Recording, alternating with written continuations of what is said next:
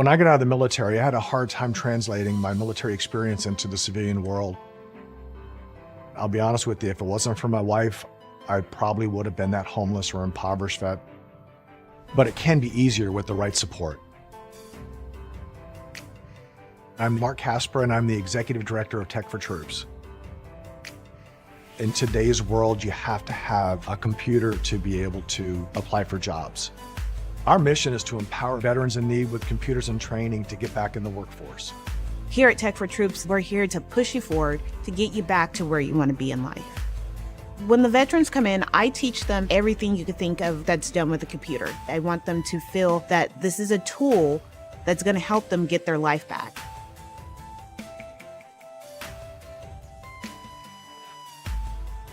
I went into a kind of a deep depression.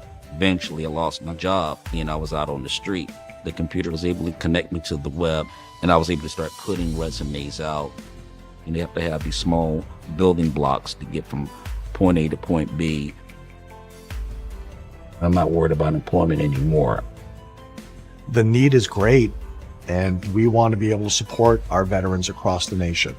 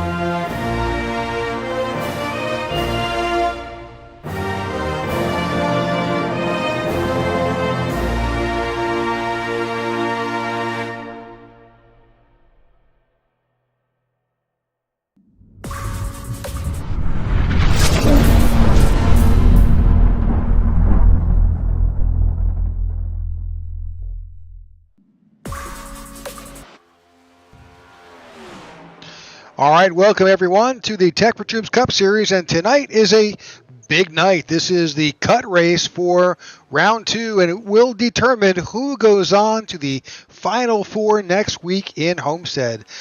Thanks for tuning in to the IWM Broadcast Network. I'm Rick Souza here with John DeRudris, my broadcasting partner. And John, this should be an interesting race. It should be a good one. It should be a fun one. Charlotte Motor Speedway is a track that I think every oval driver has raced here on iRacing. It's one of the first tracks you get started on in the street stocks in a rookie car in those lovely, lovely races we all remember. And then, now looking at this, they're moved up to the next gen. So it's going to be a fun race here tonight.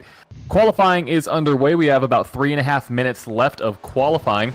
But Rick, let's talk about it. Bring up those point standings because it is a close battle. Talk about that a little bit. Yeah, absolutely. So what you can see right there, there's Chris Worrell has won the last 2 races here in this round. That means everybody else is trying to get in on points. Now, we could have a new winner tonight that will just eliminate one of those spots, so only 2 opportunities will be to point yourself into the event. As you can see, it's super tight with Charles Van Scoik and Garrett Johnson and Mike Slagter, but pay close attention between those behind Mike. Lilith Peters out by 1 point. Zach Ward by 2 points. Jeff Nairn and Nathan Harper out by 4 points. Cody Sturgill in 9th, out by 6 points. Then all the way to 10th with Ty Bosick. He's just out by 11 points.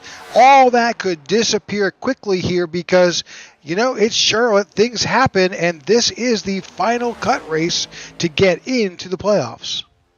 Yeah, I think the nerves are going to be a little bit high, and the tempers are going to be a little bit higher too. And who knows what's going to happen once this field gets on the track. You're going to see some guys making some mock pit stop runs right here, there for the 06 of Chris Worrell. But we're in for a treat tonight. 200 laps around Charlotte Motor Speedway in the Tech4Troops 300. Let's bring up some of the notes for today's race. Like I mentioned before, 200 laps, pit road speed 45 miles an hour, no quick repairs, 5 sets of tires, 50% fuel, and 3 green-white checkers on this fairly nice track here in Charlotte. 84 degrees outside, in the 90s when it comes to track temperature, so not too bad.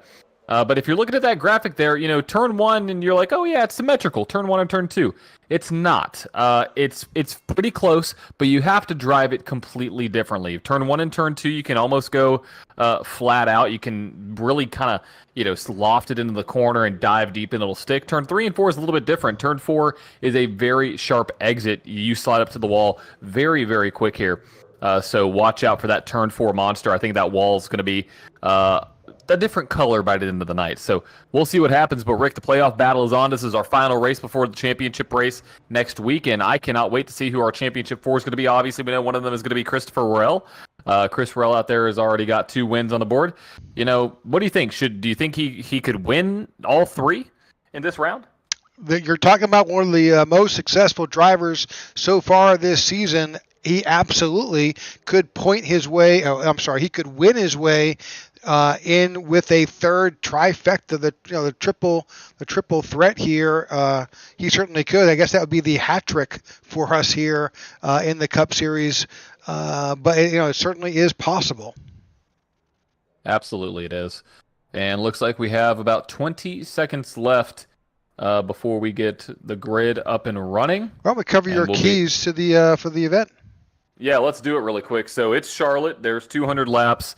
And one thing I do have to say is patience. Patience is going to be a key. And with patience comes managing the tires. You have to manage your tires, especially on the long run. Make sure you can manage them. You don't want to burn them out too quick and overheat them, because you will slowly fall back. Number 2, green flag stops. I believe we're going to have a lot of green flag racing here tonight. Even though the racing is going to be intense, there will be green flag stops, I predict, which means you have to get down pit road in a timely manner without losing too much time and not sliding into the infield. So that's number 2. And third, long run speed. What I mean by this is as the track changes over and the track changes conditions, focusing on long run speed is where I see the drivers who are going to be up there into the top 5 at the end of the day.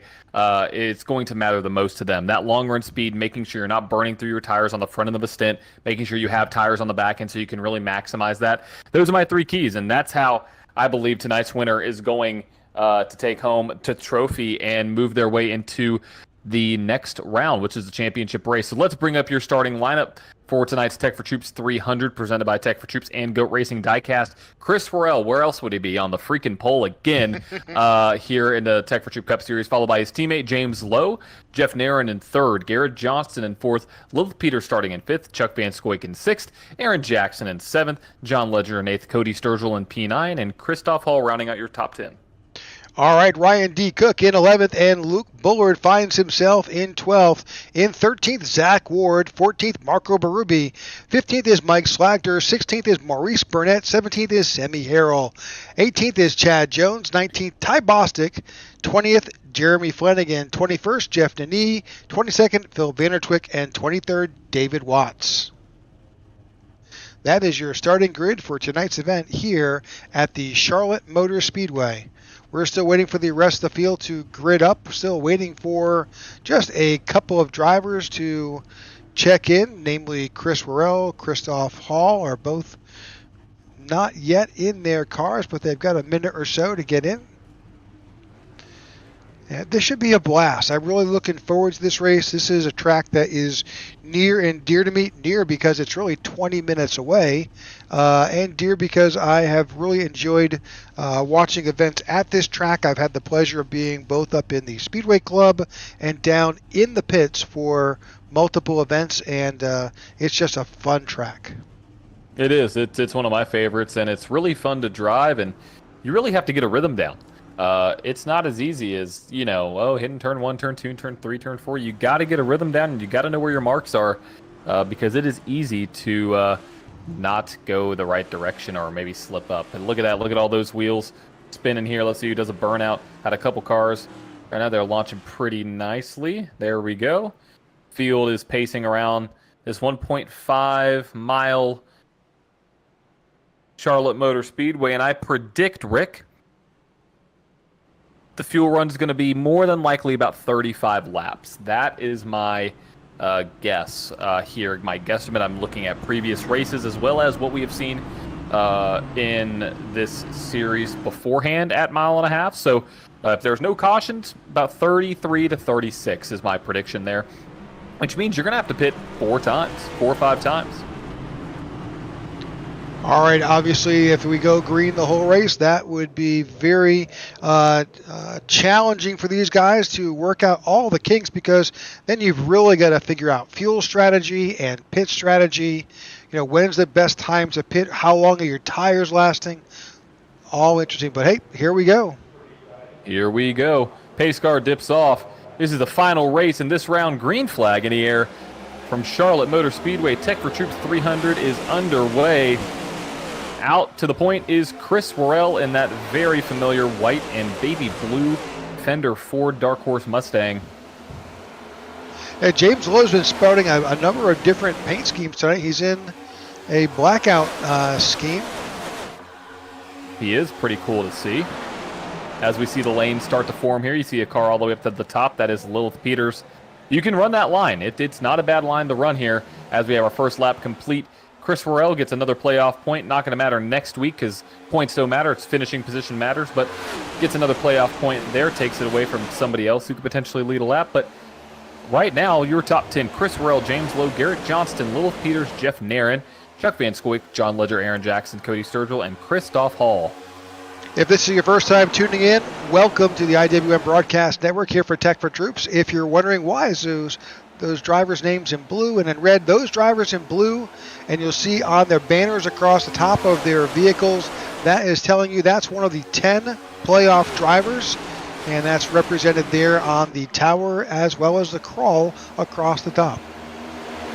And as we just saw, the 07 of James Lowe went around his teammate, the 06, and I don't think that was, I don't think that was too much of a racy pass. I think that Chris knows he needs to save his stuff, and he's just, going around, just managing his tires, making sure that he can be at the end of this race. And, one thing that I've noticed, and I ran the Coke 600 here, Rick, earlier, I guess that was last month, wasn't it? May, June, yeah. Wow. Just last month. Car in the wall. Oh, was that Luke Bullard?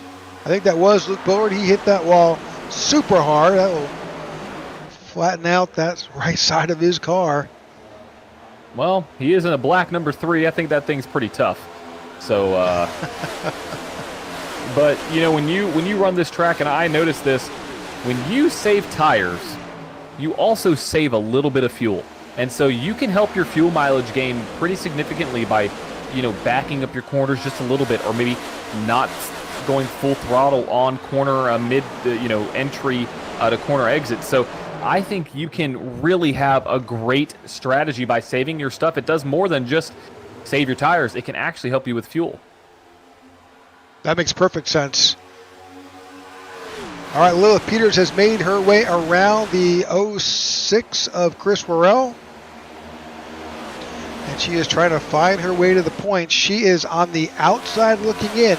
If you remember that graphic we just brought to you a few minutes ago, she needs a good finish here, but more importantly, if she gets a win, she's locked in. So take the guesswork out, get a win, call it done. Yeah, I think you got to do that. I think, you win, you're in. That's the name of the game right now. This is one of the closest championship battles we've had going into the final race that I can remember here, so it's exciting to have that. The top 4th, up to that 4th spot is separated by 11 points. So one bad day from one of those guys, or one good day from the drivers that are trying to get in, it means everything in racing for a championship next week when we go from 10 drivers down to 4. eliminating 6. So right now, got battles all over the track. You're looking at Christoph Hall and the 3 of Luke Bullard right there driving side by side. Right behind them, you have Mike Slatker as well, who's trying to make his way up through the field. Caught a car a little bit loose there. That's Marco Berube down on the apron. Yeah, he was battling the 22 of Ty Bostic there as well. You know, we're also focusing here on the 14 of Mike Slachter there, because Mike is just to the good by a point into the top 4. Yeah, right now I think he would be out. I think he'd be out of the playoffs or out of that championship 4 with that that spot all the way back there. Right now, I guess moved up to P15, but. Look at that. Yeah, John Ledger has just worked his way around the 01 as well as the 27 of Jeff Nairn.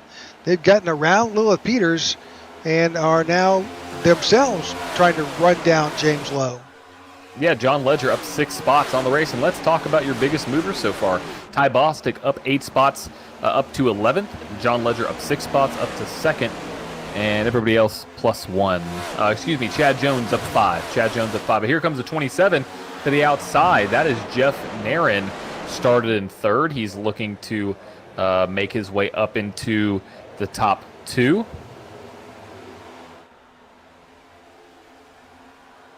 know, again, you talked about this earlier when you were talking about Lilith, about running the high line. This is one of those tracks where you can be very successful if you run your line. Just a little movement of the wheel, work yourself with the car, drive in and come out. Don't push it, and you'll find yourself, here we are lap 11, but you'll find yourself in 10 laps outpacing everybody because you've saved your tires, you haven't overheated them, and you'll stick like glue.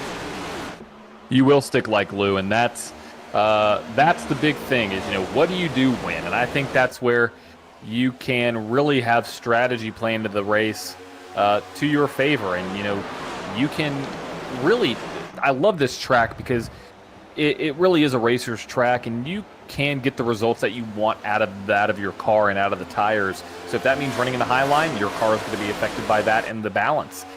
Same thing with the low line. Same thing with your corner entry speed, your corner exit speed. When you get back into throttle, it's one of my favorite tracks out there, and that's why we're seeing the best of the best racing right here. It looks like Jeff Nairn is slowly closing the gap to James Lowe. Oh yeah, he's running it down. Almost single file all the way through the field. Bring up the gap. It's just like he's just under 5 seconds, and that gap is closing each lap. Now, I think some of these guys have they may have a little advantage. Some of these are Carolina guys, and they may be very familiar. It's funny that when you're from an area like you are from the Nashville area, you spend a lot of time on this app, on this in this simulator, running the tracks So that's like Rockingham and Darlington and Charlotte. Yeah, for sure. And it also helps that this is one of the first tracks that you're on. I mentioned that before in the pre-race with the street stocks. This is where you cut your teeth. This is where I've won multiple times in the rookie series, and it's always a track where you go to start your entire oval racing career here on iRacing. So it's a place that everybody has driven once. I mean, I don't think you could tell me, well, there may be a few, but the majority, 90+%, have raced here at Charlotte Motor Speedway. Yeah, in all different types of vehicles. Absolutely, and people forget that there is a road course here. You could race on the road course. Don't they have a rally circuit too? Isn't there a rally configuration? Or am I wrong? I don't know of a rally configuration, but obviously the Roval is here. Really the Charlotte Motor Speedway complex. You've got the 4-way Z-Max drag strip. You've got the dirt track. There's a lot of short tracks here as well. So, yeah, it's a great part of the country if you're a race fan to visit. Not only do you have the tracks themselves, but there's the NASCAR Hall of Fame, and obviously, you can visit all of the race shops. Oh yeah, I've been to the NASCAR Hall of Fame quite a few times. It's one of my favorite places to go because it's really cool. Because it's not like, you go see one thing and it's done. No, they change the exhibits, so they have different cars throughout the year depending on what time it is. Always a big fan of the simulators. which is really cool because they have, the stock car bodies on the sims, and you're racing inside the cockpit of a Camaro or a Mustang, whatever they have there at the Hall of Fame. Got to go check it out. It feels like we're in a commercial for like the Charlotte Motor Speedway right now. But John Ledger just hit the wall a little bit further on back. He has been slipping back very fast, as we see the 27 now working through a couple different grooves. He's been up in that high line that has worked fairly well, which has allowed him to catch that 07 of James Lowe. Yep, super close. Just a couple tenths back here to run down your leader, and we are now at lap 20. About to be lap 20.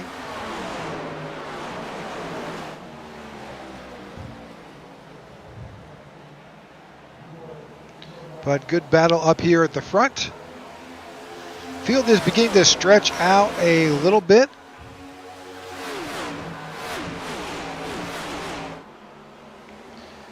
Right now, at the end of this back stretch, there's a good chance that these leaders will see the car of the 54. That's David Watts. He is the tail end of the lead lap, and they could potentially run him down. Oh, David actually is on pit road. He is lap 20, probably a little early, but frankly, I'm sure, if you're not running great, if your setup is not right, probably to come in and make some adjustments. Absolutely. Might as well give it a shot, see what happens.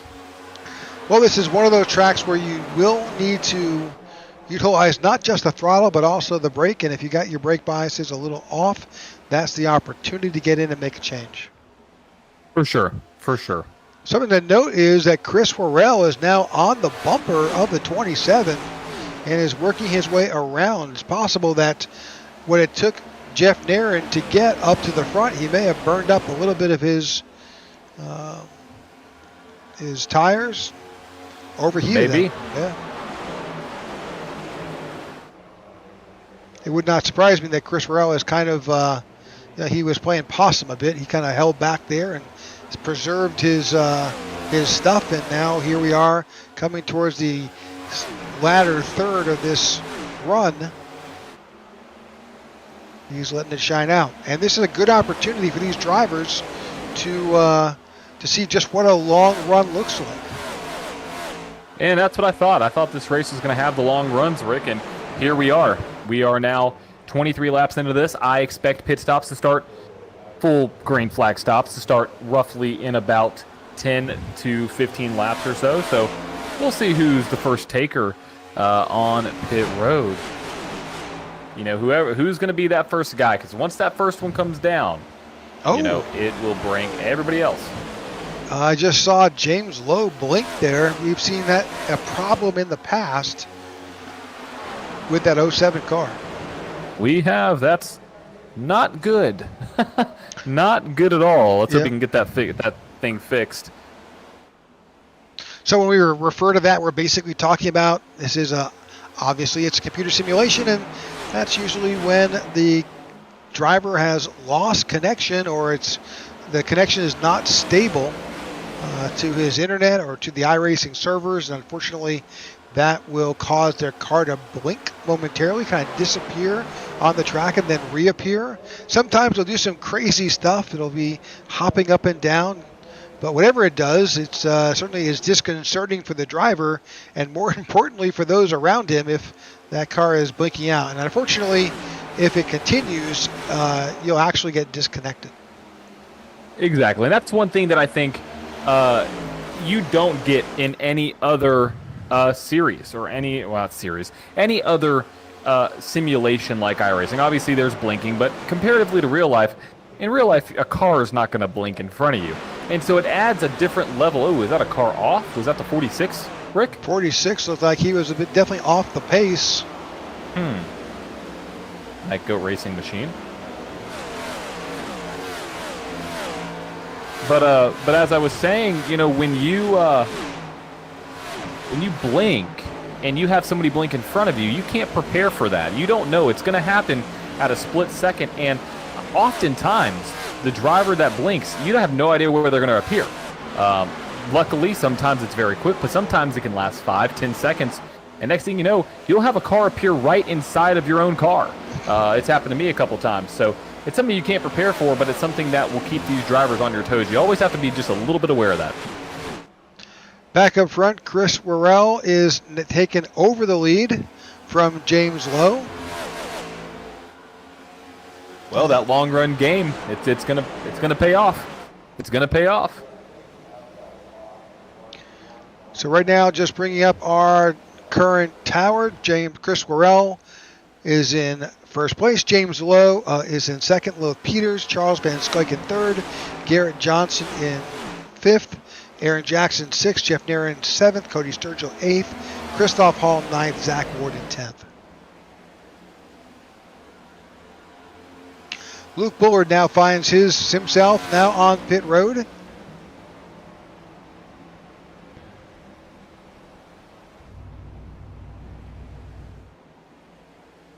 So change the tires for Luke. 4 tires stop here at lap 30. So now the question is, who else will come down and when will they come down? We've seen one driver at 30 or lap 28 actually. That's Luke Bullard.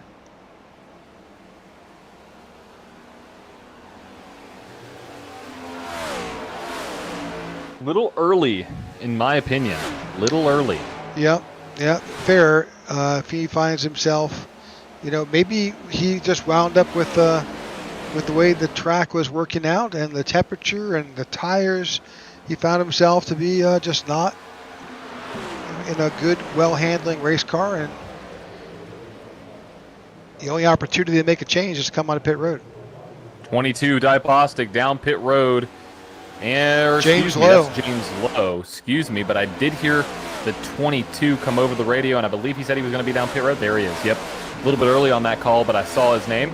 I will be calling these out as I see them. Zach Ward, I believe, is going to be making his way down pit road fairly soon, around lap 32. It looks like the 06 as well as the 14. 64 coming down pit road soon. 98 coming down pit road. Yep, and here's your leader on pit road. That's Chris Worrell. We'll follow him through his stop. Jeff Narin down pit road. Looks like all the leaders now coming down for the majority. Lap 33. I knew it was going to start somewhere around then. 33, 35. Yep, you nailed it. So with that being said, 33, 66, 99. And then you go to 132. And then you go to 165. And then you do very close map at the end. Yeah. 198. That's if you go green. So I like the strategy of going long. And you can choose whenever you want to do it. I think if you're going to go long, I would prefer to just get it out of the way. Get it out of the way so you don't have to worry about it. But obviously that means you may have to back up your entire race. You may have to back up your entire stint. We see the rest of the field making their way down pit road right now. But with that, pit stop, you're looking at, 5 stops, 6 stops? Yeah, they're going to have to figure something out. Some of these, possibly these earlier stops, that may need to stretch them out a little bit to give themselves a little bit of a cushion. The truck is saying that John Ledger may have gone off the track. Let's just... we got a caution. Caution on the race. Caution on the track. Possibly Jeff Nani. Let's... Why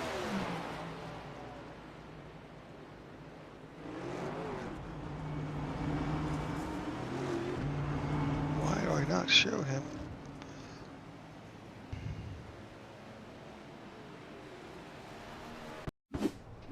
Oh, yeah, there's Jeff Nani. Let's back that up a little bit. He may have spun out, and we've seen this before, either coming on or off. Oh, he hit the bump. My guess he hit the bump.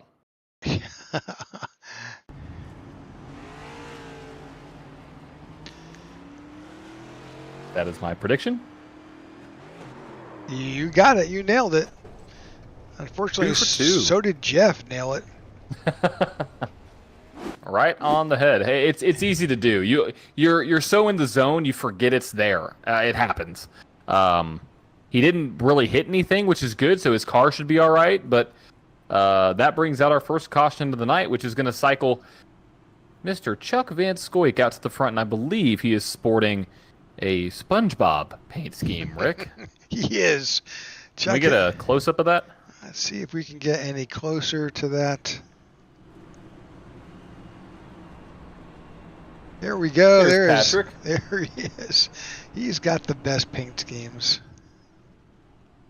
He does. He has a great paint schemes.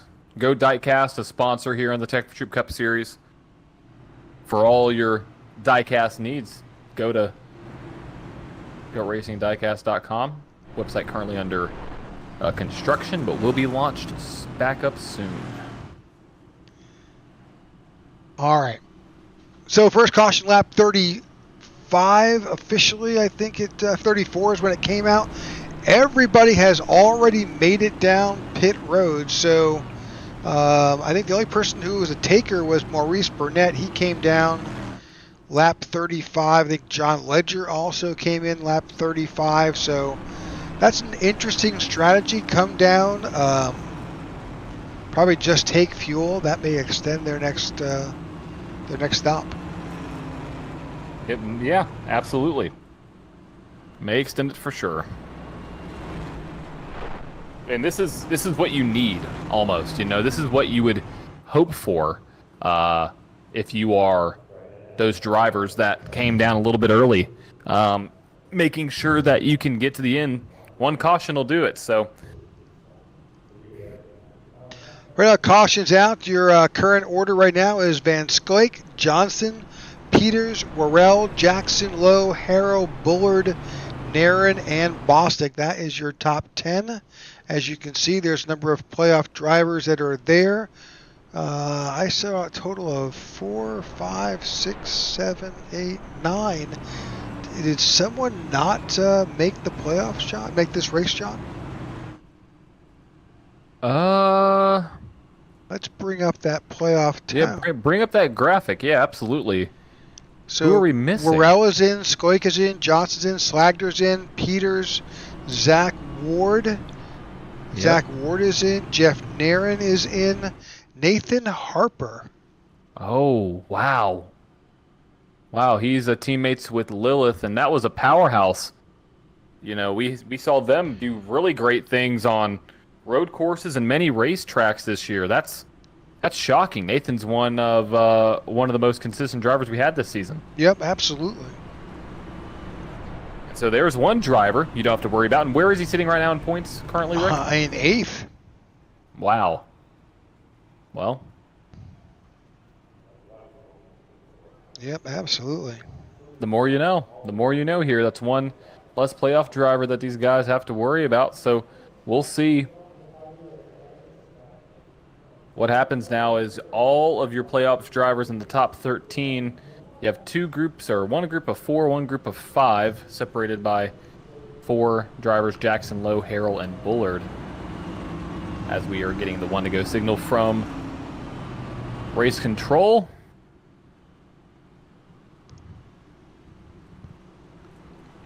All right, this puts Garrett Or Johnson to not. the outside. Well, we should have, but Oh, we're wrecking. We're wrecking. Wrecking in turn 1, Rick. Big wreck in turn 1. I saw a lot of smoke. I don't know what happened. May have to back that up. I have no idea what I saw smoke. So what in the world do we have here? A car definitely hit the wall. Who was that? looking back towards the tail end of the field. Don't I see think it was Zach Ward. So, oh, no, I didn't see exactly what happened. If you go on board with Mike Slatker, Rick, it looks like whoever was behind him gassed up and then slammed on the brakes under that caution.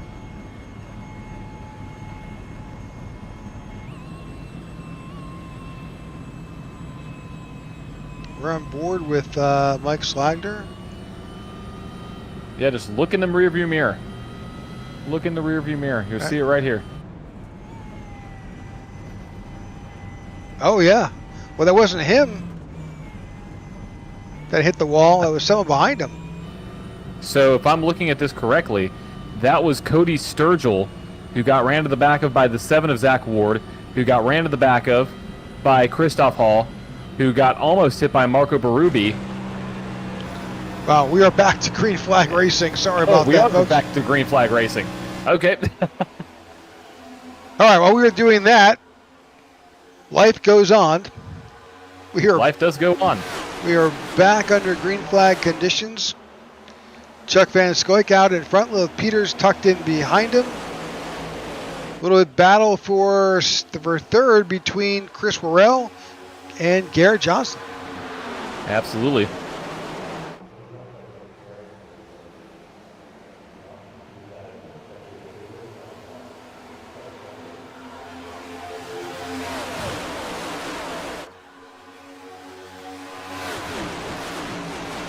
We got side by side now for second place. That's Chris Worrell, Lil Peters battling for P2. Race control just said there are no penalties for whatever happened. That's just letting it ride. All right. Definite solid battle here with Chris Worrell and Lilith Peters.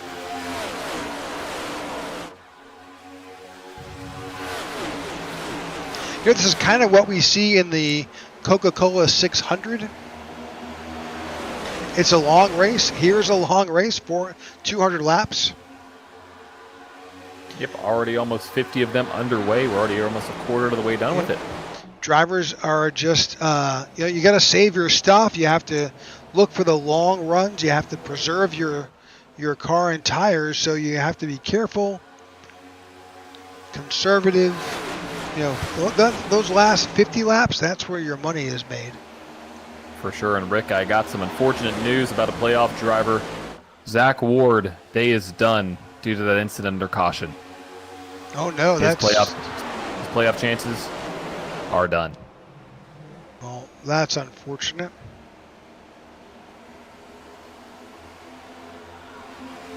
And if I was in his shoes, I probably would not be too happy right now. As we see Lilith to the outside of that 23 machine of Chuck Van Scoik. Yep, Zach was only 2 points out of the cut line. Ah, man. Yep. Well, that's 2 drivers down. That leaves 8 left. 8 left, battling for 4 spots. Well, really only battling for 3 spots. And there's 3 of them right there. Chris already, in that blue Fender Mustang, we already know he's going to be locked in. And Lilith to the lead. Championship. Yeah. Peters now out front here in the Tech4Troops 300, wasting no time there.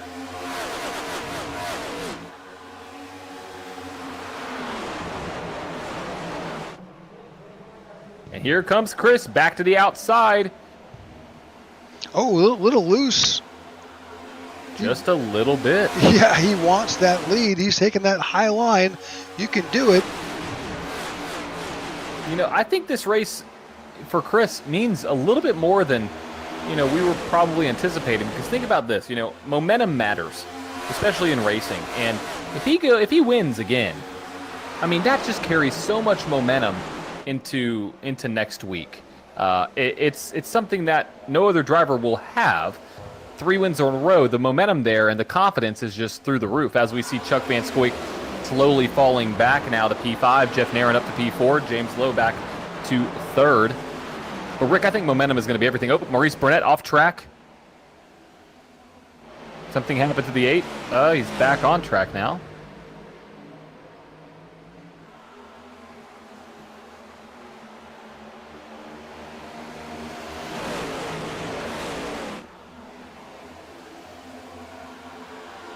Strong battle, top three, Worrell, Peters, and Lowe.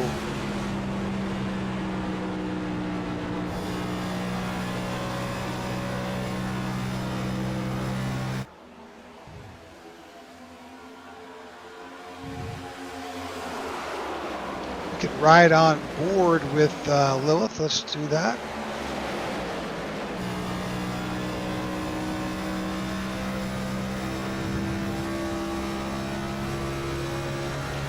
Good perspective what the driver is seeing behind the wheel.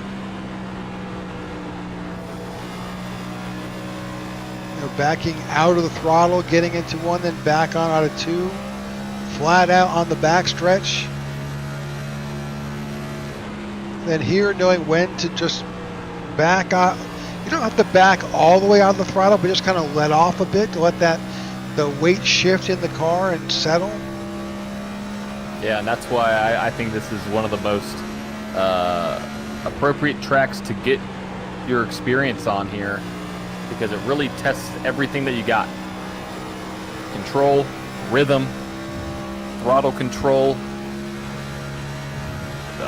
changing braking zones. I mean, it's a great track.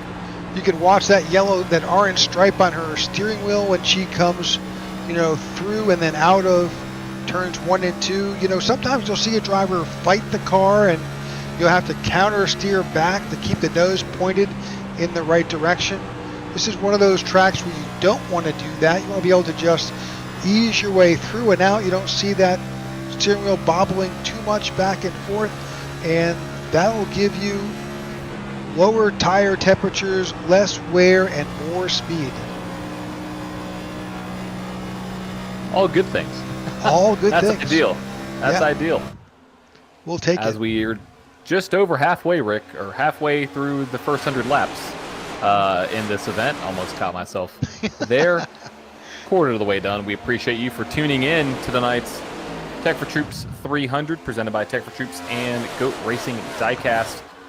Don't miss tomorrow night's event. The INRS Series will be at Nashville Super Speedway, my home track. I will unfortunately not be on that race because I'll be at the fairgrounds watching Ross Chastain and Josh Berry race in the Battle of Broadway.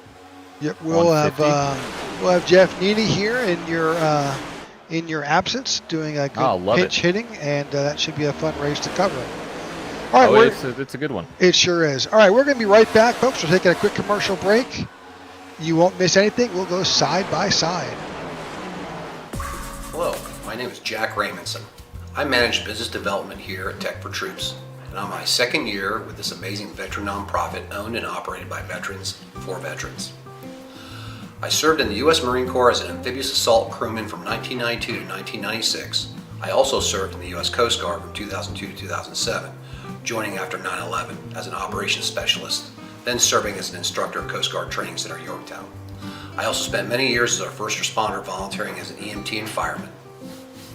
I'm here at Tech4Troops because I believe in our mission to empower veterans and their families with the gift of computers and technology training, as well as our outreach to help curb veteran suicide while providing a safe and meaningful community where veterans are treated with respect and dignity. We are aiming for zero veteran suicide through gaming and other program opportunities. We help veterans regain a new sense of purpose and help them see they have a brighter future ahead of them. It truly is an honor and my pleasure to serve my fellow veterans and help give them a leg up. 2024 is Tech4Troops' 10th anniversary year, and I ask that you help us support our veterans and their families with a computer donation and or greatly needed financial contribution so we can help every last veteran in need. Together, you and Tech4Troops can be change makers. Thank you.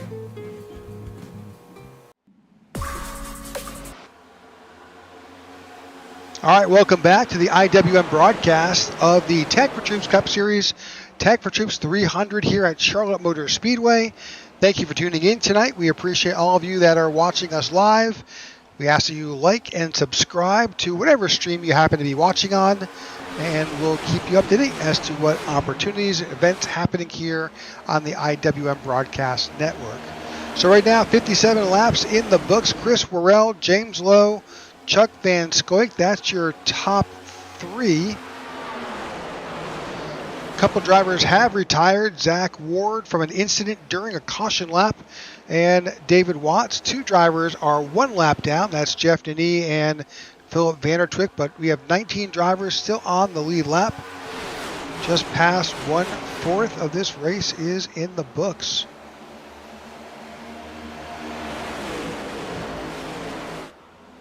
See Chuck Van Scoyk trying to work his way around. He's trying to get past the 07. That's that black Carolina pony car of James Lowe. Chuck is underneath. He's got the familiar SpongeBob Goat Racing Ford.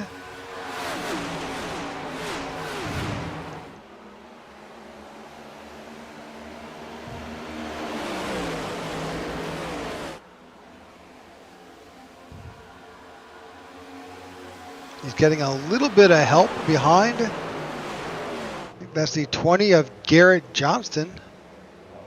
It is. Very close to the wall was James Lowe. Now, that's one thing. You turn 4. If there was 6 turns of this track, I think there'd be a little bit of an issue. I mean, did we shift to a road there. course? Yeah, and then they just change configurations right there. They don't tell you when. You're going out of turn 4. Next thing you know, you make a hard left-hand corner and a hard right-hand corner back to a hard left towards the start-finish line. Close battle there between the 23 and the 07 of James Lowe. Almost some contact. I thought the 07 just brushed the safer barrier a second ago, but yep, now you're getting a little bit of heat on YouTube, John. Oh, well, it's fine.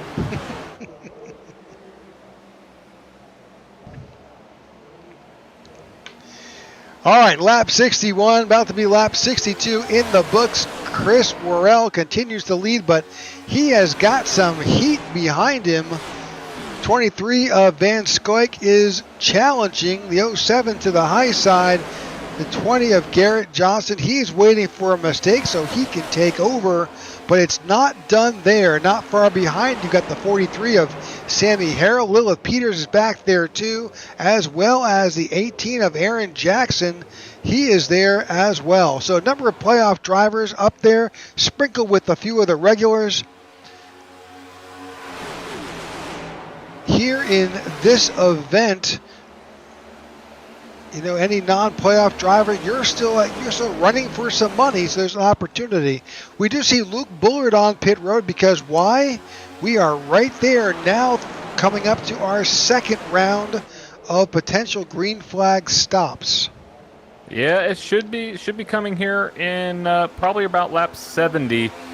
Had those cars driving around a couple laps under caution, so that should extend it just a little bit. And the reply, oh wow, turn 6 is tough. Yes, it is. It's a very tough corner. It's very a tough corner here. It is. It is. And looking at where we are right now, speaking of the 6, the 06, Chris Worrell is back out front. He's got his teammate right there, and that's probably the best situation that he has right now. A little bit of a buffer between him and the next closest competitor, which would be Chuck Van Scoyk and Garrett Johnston for that third win. So he's trying to take it away from drivers, but could he play the strategy game? Maybe I guess if a non-playoff driver wins, it's just the same as if he wins. So interesting dynamics and drama unfolding here at Charlotte. So we're riding along now with Chuck Van Scoyk here. He's behind the 07 of James Lowe.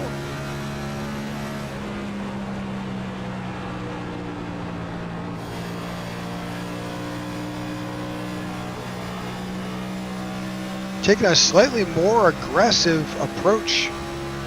This is towards the end of the fuel run. Chuck Van Scoyk pitted last on lap 34.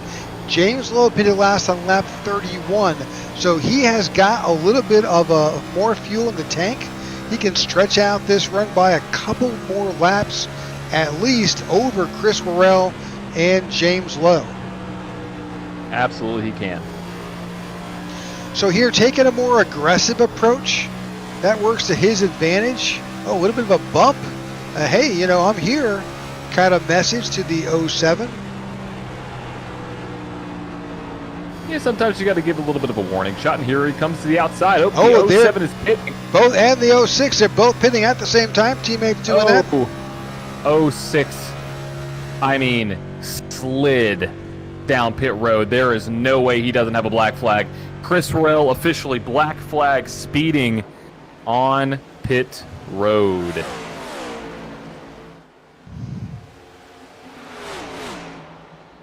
Well, that's not good for the 06. That will definitely jack his night. Also, looks like we have Luke Bullard has left this race and retired, so not a playoff driver, but another driver down. And Rick, that 06 is going to be held. Yep, we can see him now. He's in his pits. He is being held there by iRacing officials, not releasing him from the stall of his pits. He'll be held there for 40 seconds, maybe? Yeah, probably about 40 seconds.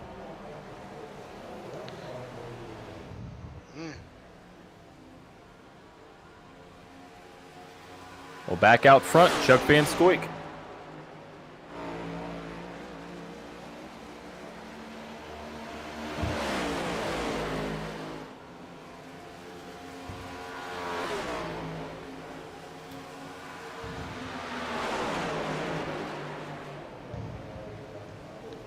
Scrolling back to see if we can find that replay where he entered the pits. Yeah, he slid pretty deep, pretty deep into past the line.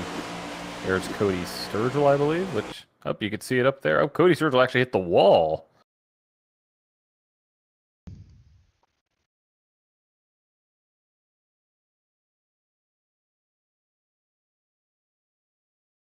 Yeah, had to get that car woed down to 45. Wasn't going to work. He tried. He gave it all he got. Oh, Chuck Van Scoik spun out on pit road. He's now going the right way, but he, not sure what happened, but got into it with somebody and spun.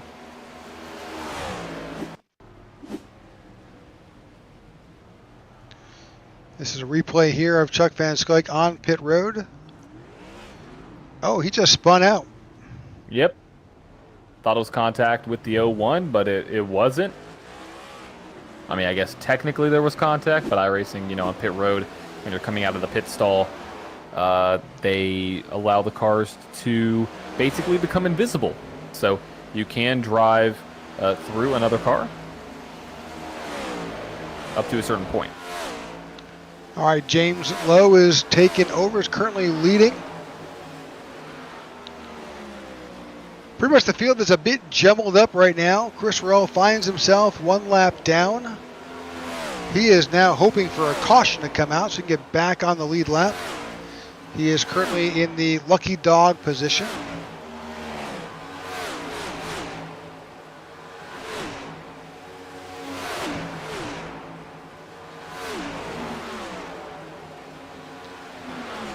Chuck Van Scoik has come out. He is now in 8th.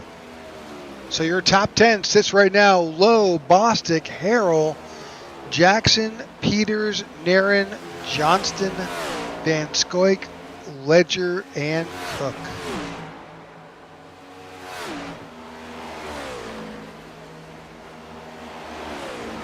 All right, you can see by the graphic up in the upper right-hand corner of your screen, this field is spread out. Yeah, it's all over the place, and that's what happens when you get, you know, deep into a green flag run here. Now, I do note that Mike Slagter is currently on pit road. He's been there for a long time, over 3 minutes. Not sure what's happening with the number 14 Southern E Motorsports driver, but unfortunately, he is still on pit road. It looks like he's not leaving. Let me double check, see if I see any No, I don't see any black flags. I don't see anything. That may just not be his track. You know, it very well could be. Or could not be, I guess. Which means, you know, he's now 2 laps down. Anything can happen. But that puts another playoff driver potentially out of this race. Right now, Ty Bostic, your highest seeded playoff driver, followed by Jeff Nairn, Lilith Peters, Garrett Johnston, Chuck Van Scoyk, and Cody Sturgill. Those are the only playoff drivers that are on the lead lap. Well, Ty Bostic needs this good finish. He is 11 points out of, 15 points out of second, but out of the cut line, I don't know where that's going to fall. Chuck Van Scoyk is in second with 376. He's sitting in 8th. Garrett Johnston is sitting in 7th. He is the 3rd place. So now we're all battling for that 4th place spot. Now, because Mike Slagder, he is just coming out of the pits after being in there for 4 minutes. Lilith Peters is in 5th in the standings. She's in 6th on the board. Zach Ward's out. Jeff Nairn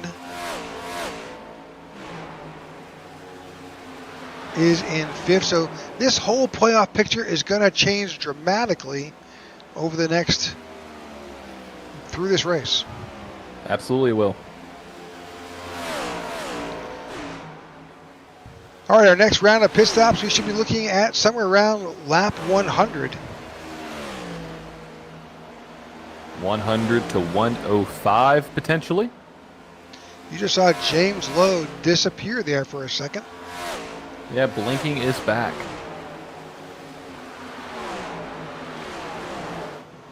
So one of the things we can't do as the broadcast team is focus on that driver that blinks, because our broadcast will disappear. We'll just go. It'll. Yeah, we don't want that. No.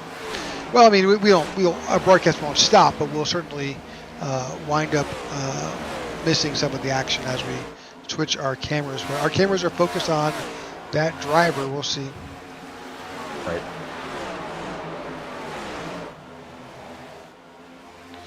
But just trying to kind of talking apparently is a chore today. Just looking back through the field here, what we've got.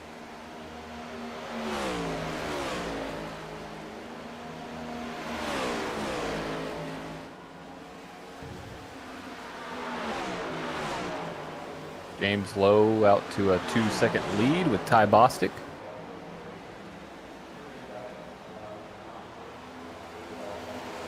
She's over 3.3 over the second place position of Ty Bostic. Looks like my relative did not update there. 3.3, excuse me. That means Sammy Harrell is right behind Ty Bostic, though. There he is. Yeah, and Aaron Jackson. They're not that far apart. Yep, and non-playoff drivers. So it looks like we may see a pass right here. Yep, here comes the 40. Is he going to make the pass? He's going to try. 43 to the inside of the 22. I think the 22 basically just said go. Yeah, that is 3 lap fresher tires, but that I don't think is the story there. I think the 22 let him by. Yeah, it's way early in this event. You're in good place. You're running in second, third. No sense to pressure. You're not even to the halfway point, so just go ahead and do it. Yep. All right, so thanks again for tuning in to the IWM Broadcast Network of the Tech4Troops Cup Series. We're watching James Lowe currently leading. We are on lap 84 of this event. This is the cut race. This is round 2 of the playoffs. Our racing playoffs are a little bit in this series different than the NASCAR. We go from 16 drivers down to 10, down to 4. Next week we are at Homestead for the season 4 finale of the Tech4Troops Cup Series. Then we'll take about a 4-week hiatus, and then we'll come back for season 5. Whole new selection of tracks and different purses and prizes as we gear towards the second half of our season. Rick, I think we need to implement a race with an in-race reporter. Maybe for an exhibition or something like that. Broadcasting from inside the car. What do you think about that? I'm sure. Certainly, you can narrate your time around. That wouldn't be a bad thing. You'd have to call the shots. I'd let you know when there's a wreck, but I wouldn't be able to do too much else. No, if I could, I'll figure it out. I remember as a driver that some of the, depending on where you are on the track, if you're leading, you may never see that wreck. You just see that caution flag wave. Yep. I don't remember seeing you at the back too often. Well, I appreciate that, Rick. I'd like to think so myself. I like to be in the front. I haven't raced in a while, but who knows? Who knows what'll happen in Season 5 of the Tech4Troops Cup Series. Maybe some surprising things with both of us involved there. As we see some fierce battles, though, Rick. Look at Lilith Peters trying to get around the 18 there. Well, I think she's actually trying to hold off the 18 because he came up from behind. That's Aaron Jackson. Sammy Harrell's taken over second. Now Aaron Jackson is battling door to door with Peters, and they've got the 20 of Garrett Jackson on their tail. They do. Yep, Garrett's right there. He's looking. Oh, there it was. A little bit of a shake-up there from the 01. 20 decided he's fading back. Almost took out the 18 of Aaron Jackson there. Yep, and that's going to let Jeff Narin join this party. And then right behind them, you have Chuck Van Scoik, Ty Bostic, all right there. This is all a battle for third. Lilith Peters currently sits in third. Jackson sits in fourth. I'm sorry, Johnson in fourth, Jackson in fifth. Right now, these drivers, they pitted last around lap 68, 70. James Lowe pitted earliest at lap 67. And now we're seeing that bloom off the rose on these tires.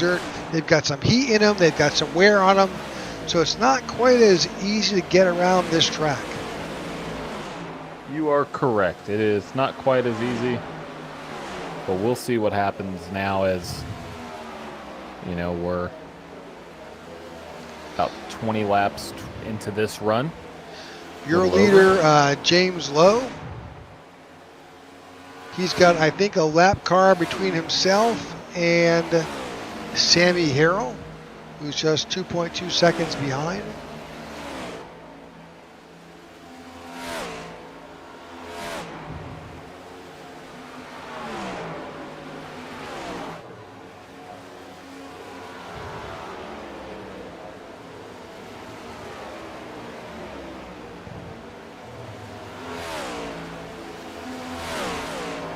That is the 48 of Philip Vandertwick, he's currently in 19th position as he's allowing the 43 of Sammy Harrell, or I thought he was.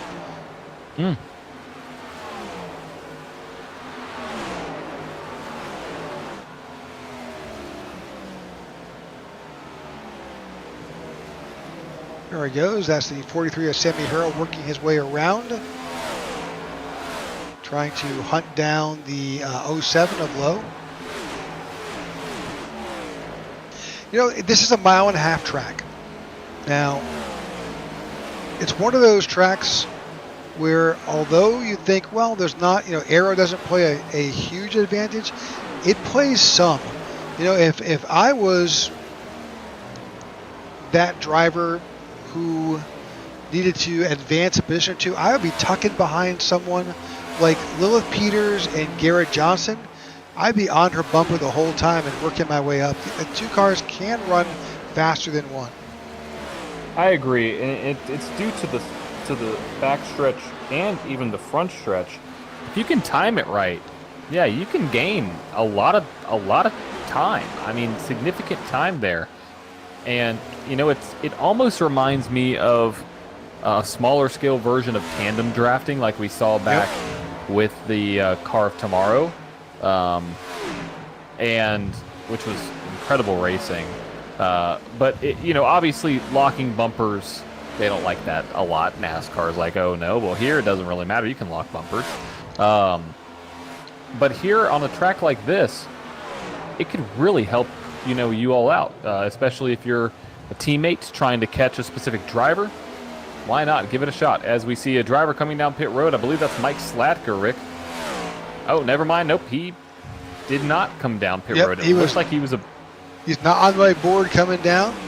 But I do expect to see James Lowe down soon. He pitted last on lap 67. If I just do that math, he's within probably 4 laps or fewer of coming down to pit road.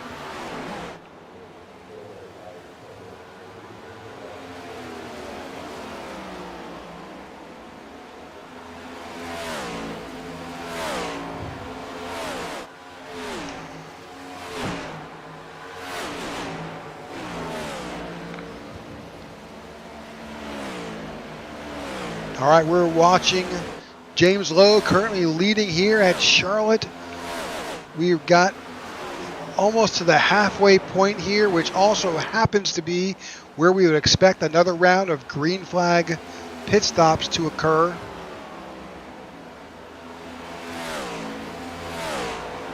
Yeah, it should be happening sometime soon. Majority of the field last pitted on lap 68 or so. Kind of that's an average 68, 70 laps. So that puts us around 100, 103.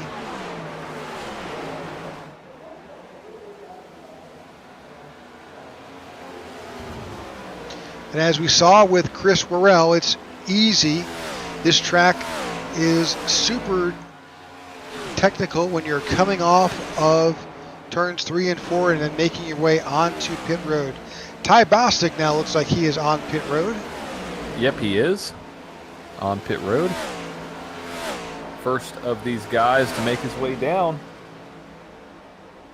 on lap 99.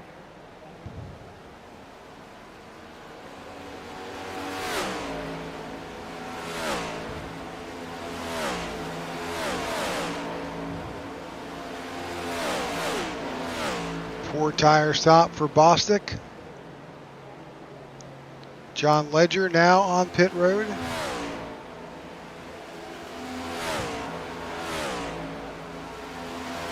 Looks like we may see some more drivers. Potentially the 07, potentially the 27 right here. There's the 07. And the 99. Oh, has to go around the 99. Yeah, that 99 was a little slow getting on pit road.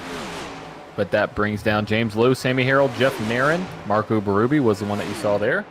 Chris Worrell was the unfortunate recipient of a black flag on his last pit stop. Saw the brakes being locked up. I think that was on Cody Sturgill. Yep, that was.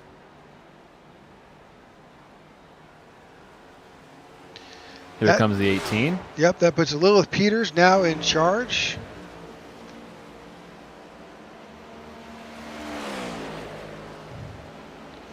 Now, Lilith, Garrett Johnston, and Chuck Van Skyke, they all pitted at last on lap 70, so they probably have a couple laps or more in the tank than those other drivers.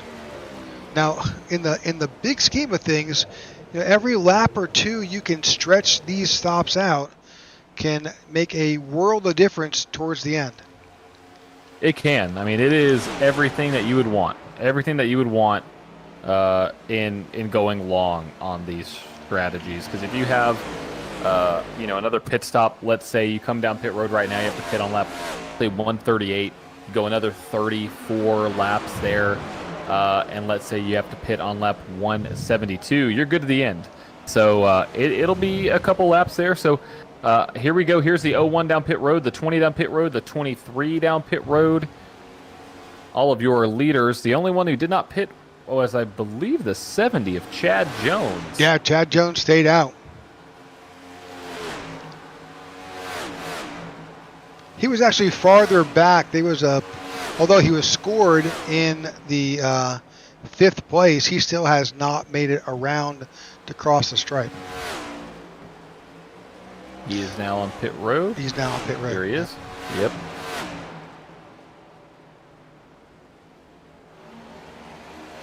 Looking through penalties. I don't see any at the moment. All good. No penalties is good. Good thing.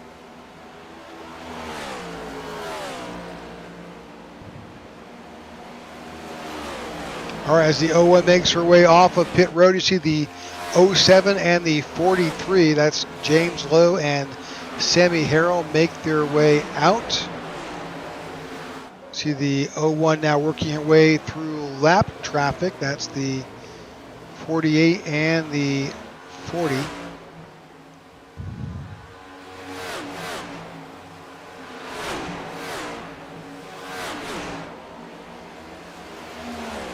Back up front with your leaders. James, Let's bring the up- 40. oh. That's the 40. He almost wrecked. That's Jeff Nani. That was a close call. I was about to say, let's bring up all of the drivers on the left-hand tower really quick so everybody can see it all at once, see where their favorite playoff drivers are at. Well, they're not in the lead. James Lowe is in the lead, followed by Sammy Harrell. And you have Lilith, Jeff, Ty, Garrett, Chuck, and Cody. Those are all your playoff drivers, with Chris Worrell 1 lap down. So we are down to 6 cars on the lead lap. Started with 9, down to 6, specifically playoff drivers, being led by Lilith Peters in the 01. Mike Slagder is one of the playoff drivers. He is now on pit road. He is 8 laps down. Tough break for him. It looks like he has a no meatball flag. I don't know why he's on pit road. Unclear. Well, we're past the halfway point here. We appreciate you tuning in, as Charlotte is what we would expect it to be. It's a tactical race between pit stops and fuel economy. We've got now 14 drivers currently on the lead lap, with James Lowe, Sammy Harrell, and Lilith Peters out in front. We're going to take a quick commercial break. You won't miss a thing. We'll be side by side. We will be right back. Hi, America. I'm Mark Castro, President of Tech4Troops. I wanted to take a moment to say thank you for making 2023 such an amazing year. We completed our mission, and it feels good to have another successful year behind us. But I want to tell you, this year, 2024, is our 10th anniversary. 10 years of doing this mission, and you have been so supportive of us. So I want to take a moment to say, please continue to support us. We're going to have an event or more every month. Please stay tuned in our calendar. Please stay tuned on our social media. Join us in the celebration of our mission and what we do. And we look forward to seeing you and having your support for our mission of ending veteran homelessness through bridging the technology divide. Look forward to seeing you. Thank you so much.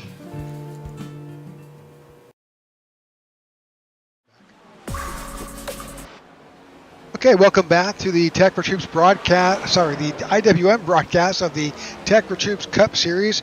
I'm Rick Souza here with John DeRugis, my co-broadcaster here. We thank you for tuning in on whatever stream you're watching.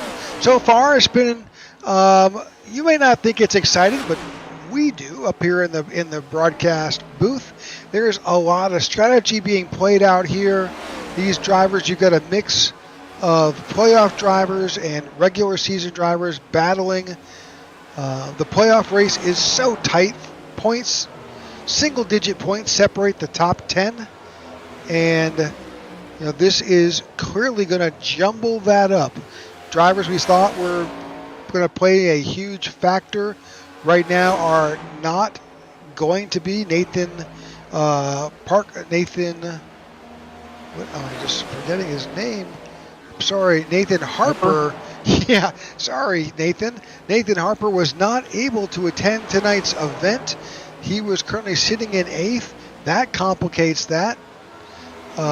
Mike Slagter, who is sitting in 4th, just above the cut line, he's had issues tonight. He is currently 9 laps down, so that shakes up that.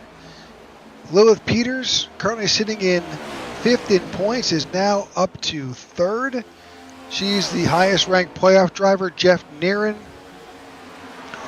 who is in 7th in the points, he is in 4th. Ty Bosick, who is 10th in points, he is in 5th. Garrett Johnson, who's in 5th, he is in 3rd in the points. He's trying to do his best to hold on to that 3rd slot. Chuck Van Scoik, who is 2nd in the points. Chuck is sitting in 8th. So lots of potential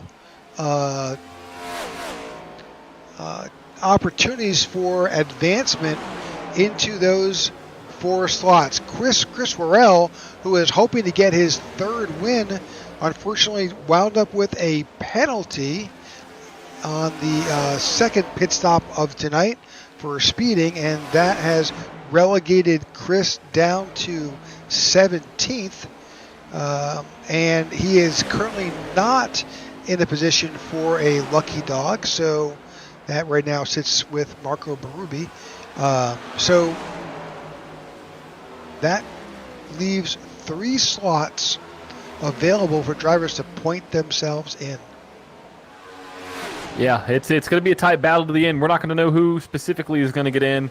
What we will know is if a playoff driver wins and it's not Chris Farrell, they'll automatically be locked in to the playoffs. So all those will be calculated. So you have to tune in next week to see who makes it.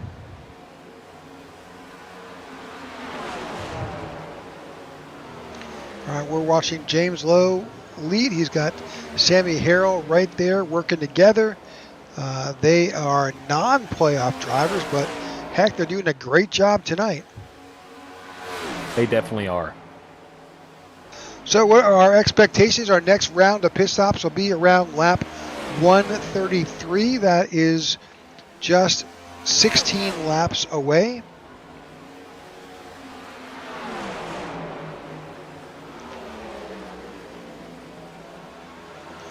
Most of these drivers have only been into the pits 3 times tonight. It's been a relatively clean race. We had one caution that came out for a spin off of pit road. That was the 40 of Jeff Nee. There was an incident during a caution that unfortunately caused some damage on the 7 of Zach Ward, causing him to retire.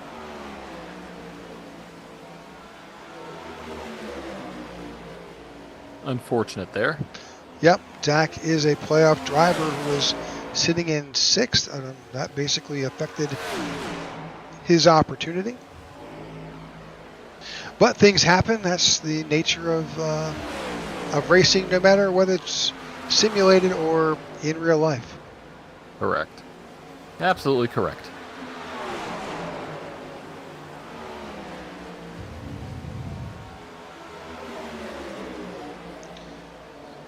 All right, getting a number of looks around. Dave Watts, who retired from the race, just commented that, looking at Ty Bosick has a especially nice paint on his car tonight. Looking at the 22 Chevrolet of Ty Bosick. Is that the Mandalorian scheme he typically runs?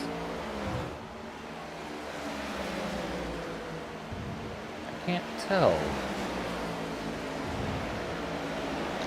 Wish I had a better camera that would give us a tighter look. Possibly this camera. It's somebody, but that's not actually Baby Yoda.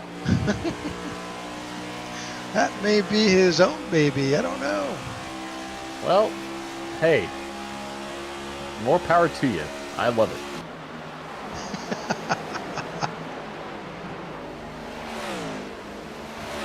I bet he put his face on the Mandalorian. There you go. That has to be what it is. I'm looking at it right now on the front of the car on my other screen. Yep, that is him. And he is a Mandalorian and his child is Baby Yoda.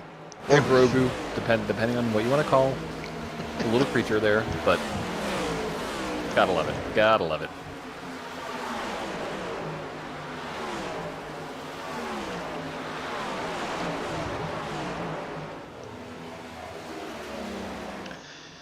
Back up front, the James Lowe in the 07 Dark Horse Mustang continues to lead this race. Got about a half a second gap between himself, although it certainly seems a lot closer than half a second between himself and Sammy Harrell. But they've got a heck of a gap over third place, Lilith Peters, almost nearly 3 seconds. Back there, she's in a tight battle with herself, Garrett Johnston, and Jeff Nairn. They are, absolutely. I mean, it's around this track right now, it's a pretty tight battle.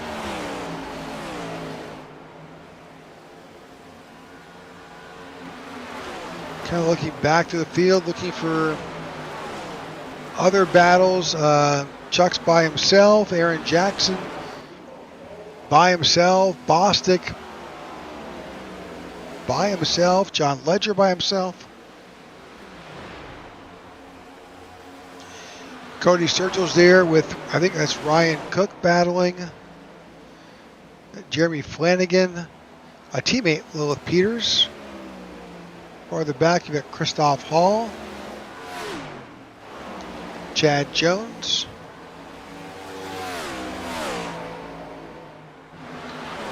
Maurice Burnett, working his way around the 22 of Bostic.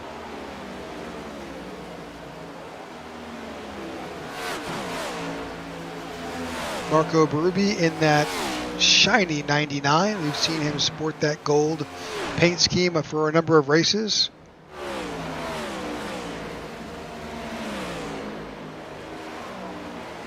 But Chad Jones is the last car currently on the lead lap.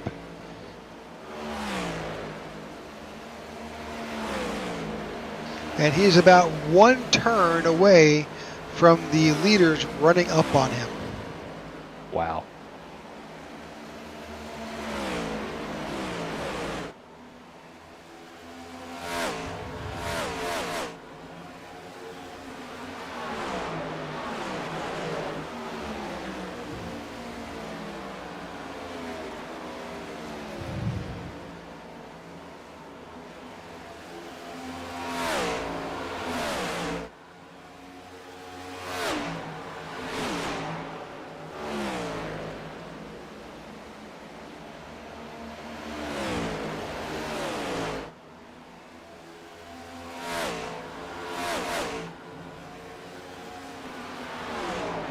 The gap is now 1.1 seconds between James Lowe and Lilith Peters. One step closer to winning this race and locking that 01 into the playoffs. Absolutely. So Lilith Peters and Garrett Johnson worked their way around the 43 of Harrell. You know, those two drivers, Peters and Johnston, both pitted on lap 103. That's a little bit 3 laps better than James Lowe and a lot of other drivers. Same with Chuck Van Scoik. He also pitted on lap 103. So they'll have slightly fresher tires and longer fuel. With James Lowe pitting on lap 100, he's due down pit road anytime. It's coming. It'll be here soon. So we'll see when he decides to make his way. We've got one driver on pit road. That's John Ledger. He's come down a little bit early. I think lap 129. Right now our focus is on Lowe as your leader. See how long he can battle with Peter. We can jump in the cockpit cam from the 01 of Lilith Peters as she tries to take over this lead.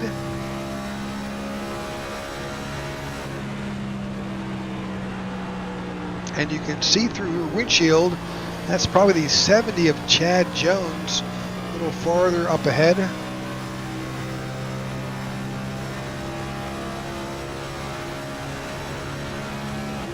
She's just looking for an opportunity. There it is to get by the 07. He moved up, allow her to get by. NB2 Motorsports, Jeff Neer and Ty Bostic, both coming down on pit road. Yep, they are. I just saw that.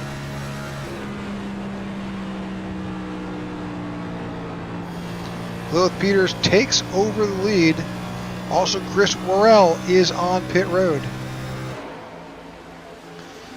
Garrett Johnson moves ahead of the 07. I think if I had to guess, that 07 was like, you know what? I've got a pit stop coming up any moment.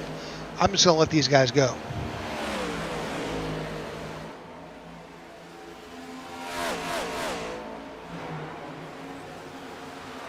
Might as well. Might as well.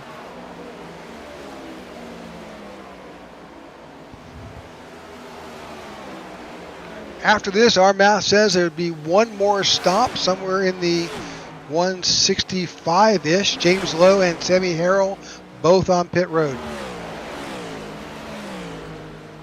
One more pit stop after this, and we're battling for the win.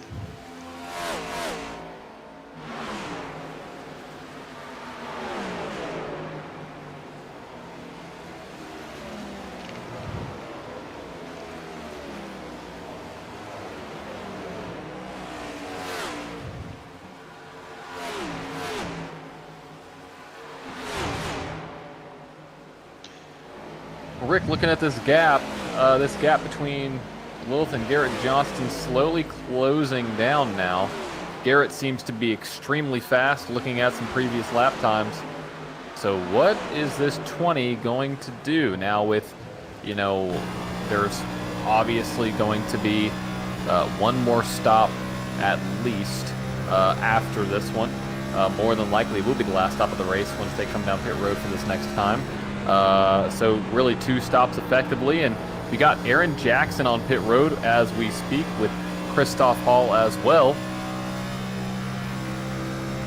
So that puts Chuck Van Scoik up to 3rd. Now again, Peters, Johnson, and Van Scoik, all 3 drivers pitted last on lap 103, as well as Chad Jones. I expect to see, we'll see, here we are. Coming down now here, lap 136. Yep. Exactly 33 laps. So that says, my math, simple math here, 33 laps plus 137 puts us at 170, which will give them exactly enough fuel. Exactly enough fuel. Exactly.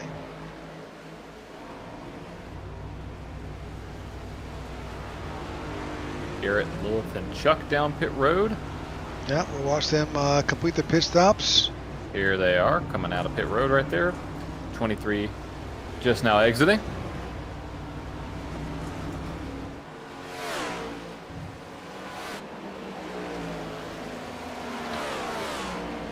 So that cycles Chad Jones in the 70 up to the lead. Of course, right now he is coming down. So he actually wound up with one or more, I think one extra lap. Interesting.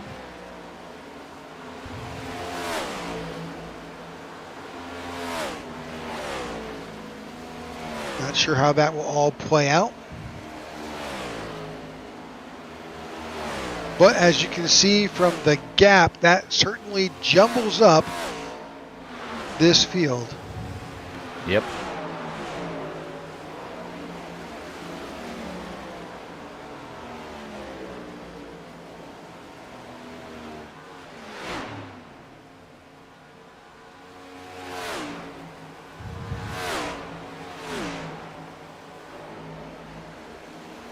James Lowe has done a remarkable job tonight.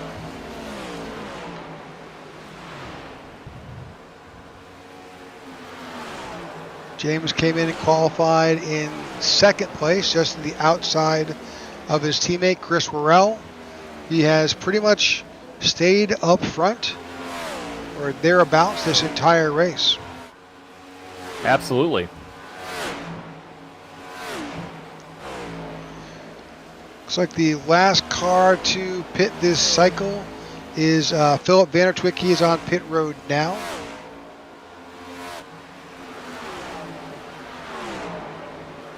With just 60 laps left to complete this event here at Charlotte Motor Speedway.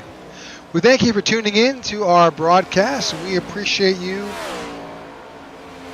especially those who follow us each and every week in this series on Wednesday nights. some of you pulling for drivers, and who may be family or friends, and those who just like watching these types of events. We appreciate you, and we thank you for tuning into our channel. It means the world to us. And we hope to see you next week in our finale at Homestead. Gonna be a good one. Homestead's always a fun track. I know there's some changes going on with the current playoff structure, but and in the actual Cup Series, but always good to have Homestead being the final finale. It's so funny. That's a track that for me, I just struggle on that track. I just, that's such a unique track. Turns 1 and 2 are completely different than 3 and 4, and I just have never been successful there. It's a tough track to get, especially 3 and 4, like you said. 3 and 4 at Homestead. I don't even know how they designed this corner because it is just so odd. It's so odd. It doesn't even race anywhere close to how turn 1 and turn 2 does. So I'm very curious to see, how that race is going to square out next week and what's going to happen with turn 3 and turn 4, because it'll really chew up your tires if you're not careful. Yeah, I just don't. Our admin and pretty much league president is Elliot Swope, and that is his favorite track. That is his baby. So when it comes to Homestead, he is the man. I mean, I see why. I see why he put it at the end of the calendar this year. So, but what a fantastic race to end off a great season, and we're going to be crowning a champion next week. Yeah, I just don't. Talking about the Cup Series, I just never understood. The series ending at Phoenix. It just doesn't work for me. I liked it ending at Homestead, or pick any number of other warm weather tracks. But right, I get that that's one of the determining factors of selecting Phoenix over any other track. You have very little chance of a rain out. You have very little chance of a weather-related issue at Phoenix. Although, if you talk to some of the spotters and others, you listen to them, there's opportunities for some very cold weather at Phoenix. Yes, there is. Absolutely. I will agree with that. But either way, it's an interesting track, to say the least. Yep. So, yeah, I'd love for them to come back to Homestead, or just, pick 4 or 5 tracks and cycle through it, For sure. Absolutely agree. Make it different each year, Yep. Well, there aren't that many tracks they can select that they will be unaffected by weather in November, but Daytona. Fair. Yep. Just imagine that. Just imagine a championship finale at Daytona. Think about how crazy that would be. Yep. Ending on a super speedway. I mean, for entertainment purposes, I know that'll draw eyeballs. I mean, yeah, it would. So.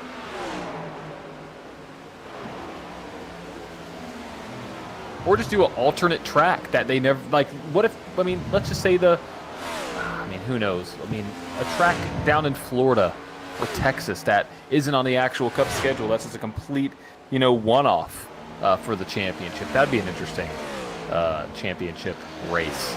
Well, the challenge is, if you schedule this at Phoenix, all these drivers have run it before. They ran it early in the schedule. They know how to get around there. They've also done tire testing there, so some teams have an advantage over others. Exactly. Not every team gets invited to tire testing, so there's that. So they've got multiple opportunities to take bites at that apple to get the setup dialed in. And oftentimes you see the drivers that test the most win. A perfect example of this was the tire test that NASCAR did at North Wilkesboro. They invited Joey Logano, Ty Gibbs, and William Byron. And who won the race? Joey Logano. It was the All-Star race, but still, it pays dividends. That was $1 million tire test. Hey, it's I'd do it. All right, lap 151 in the books. We are 3/4 of the way through this race. We'll see pit stops happening in just 19 or so laps for our last green flag stop of the night. James Lowe continues to lead. Back in second, Lilith Peters is running. She's been there with Garrett Johnston for a lot of laps. Jeff Nairn now is sitting in fourth. He needs a good finish tonight. And you've got Chuck Van Scoik right there on his tail. He needs to solidify his standing. He's currently sitting in second in points. He'd love a win. He'd also love it if a non-playoff driver won as well. So he's pulling. Sure. If he can't win it, he's definitely pulling for James Lowe to secure his position because he doesn't want anybody to knock him down a position. Correct.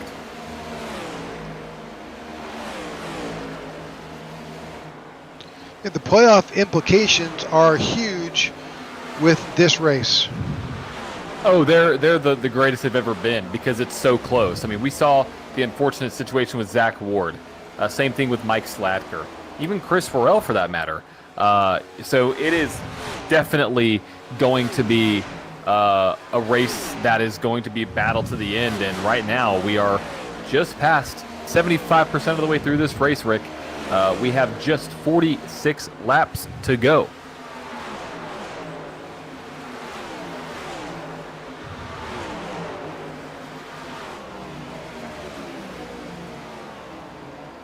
Chuck Van Scoik has worked his way around the 27 of Jeff Nairn. He's setting his sights on Garrett Johnston.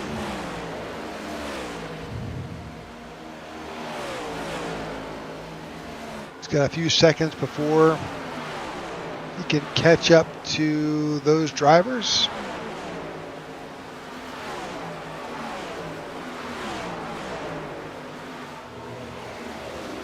He's sitting back just under 4 seconds behind Garrett Johnston.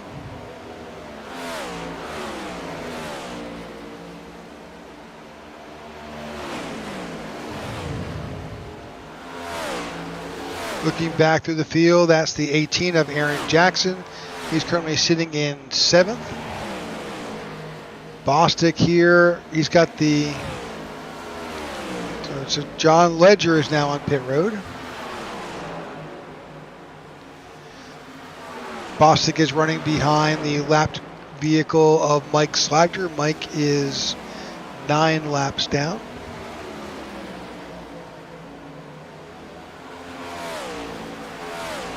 That's an off-cycle pit stop for John Ledger. Very interesting. Huh. I mean, could he be trying to... Well, I guess No way. Down. I don't know. Yeah. Well, now he's a lap down. I don't think he was when he went in. But that being said, he's still going to have to make one more stop.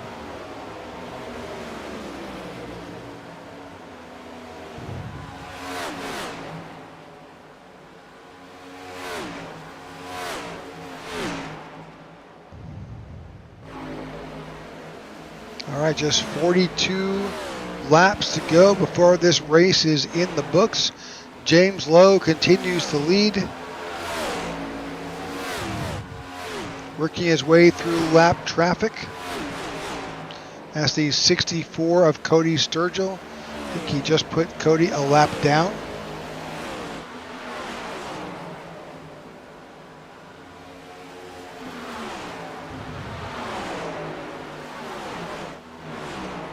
Looking back, that's been a solid tandem there with Lilith Peters and Garrett Johnston sitting in 2nd and 3rd.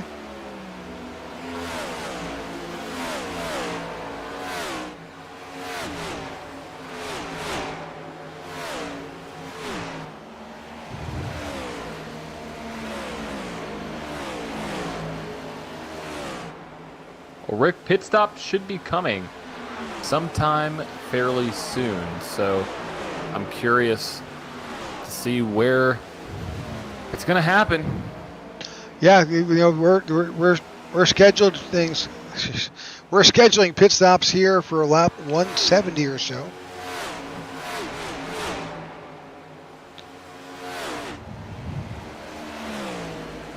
And then that should do it. Whatever you've got in the tank on the car, if we stay green, that's what we got. Yep. So it's Lilith Peters and Garrett Johnson working themselves around the 64 of Cody Sturgill. As these leaders continue to work their way to the front.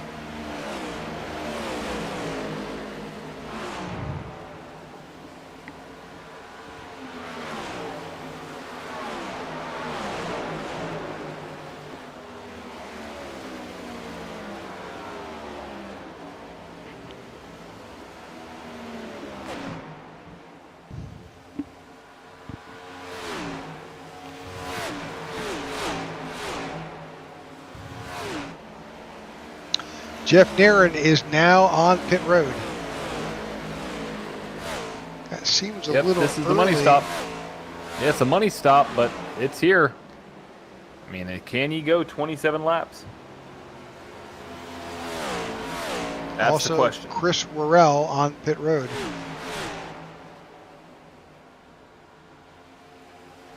Well, you'll need to go 35 laps. Yeah. I don't think you can do it. No. Also, look at that old Speed Network sign on the right-hand top of the corner. Oh, Look at yeah. Yep, that's been there. that. Is that still there? I don't believe so. I was about to say, I haven't seen that in a while. That brings back memories. Oh, my goodness. Speed Channel? Oh, yeah. I'll tell you, when they moved their broadcast platform, their entire offices to Charlotte, I was actually involved in the design of their offices, all their studios. We did all that work. So, Wow. yeah, That's awesome. That's incredible. yep. All that facility was then acquired by Fox Sports 1. They came in and acquired the Speed Channel. Makes a lot of sense. Yep. Good acquisition. Good acquisition.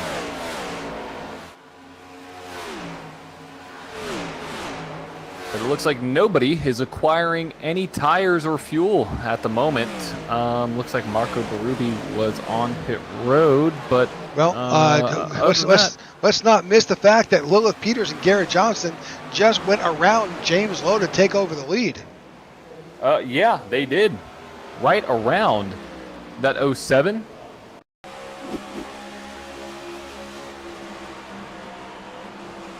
The 07 was pitting, that is why. Yep. 07 on pit road.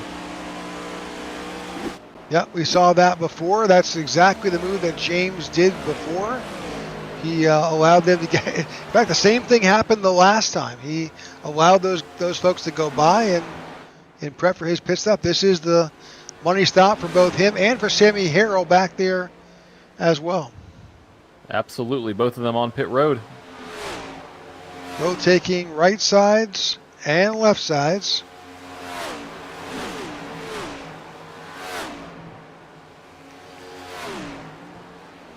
Good stop by James Lowe. A better stop by Sammy Harrell. Slightly better by over almost a full second on that pit stop. All right, back up front, Lilith Peters, Garrett Johnson, both of them pitted on lap 136. Ryan D. Cook also now on pit road, as is Garrett Johnston. All on pit road. The money stop is happening right now. You have to make this pit stop be the best one of the day. Garrett Johnston on pit road. Ryan D. Cook, Cody Sturgill, Christoph Hall, Mike Slagger, all on pit road. Let's see what these stops are going to look like. Who's going to have the fastest stop among the leaders? Ryan D. Cook looks like he might be one of the first drivers off pit road, 15.17. Garrett Johnston, a 14.82. Cody Sturgill, an 11.48. Ty Bostic, a 10.75. Maybe Ty Bostic must have only taken right side tires. Yeah, 11. Same with Aaron Jackson. Yeah. Lilith Peters now on pit road, as well as Chuck Van Scoik. I mean, that is a gamble. Lilith Peters took 4 tires, same with Chuck. It's a gamble for sure. Lilith Peters, good time, 14.60. Chuck right there, 14.82.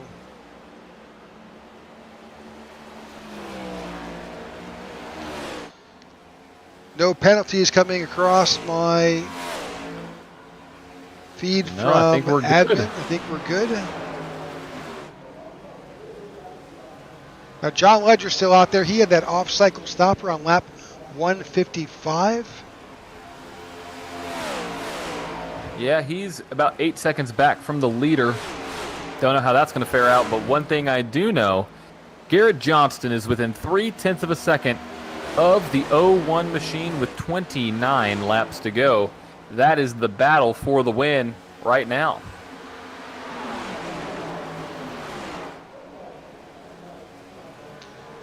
Huge implication here over the playoffs.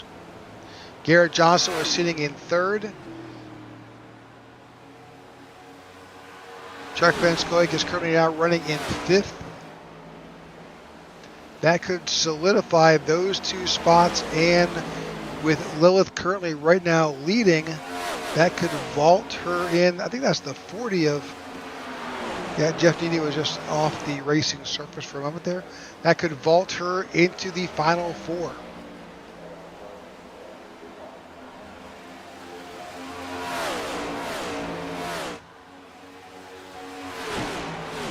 Now, Jeff Nearen's currently sitting in 5th on the track. He is currently in 7th, but Zach Ward is out. So he is really, it's himself battling with Lilith Peters for that 4th spot.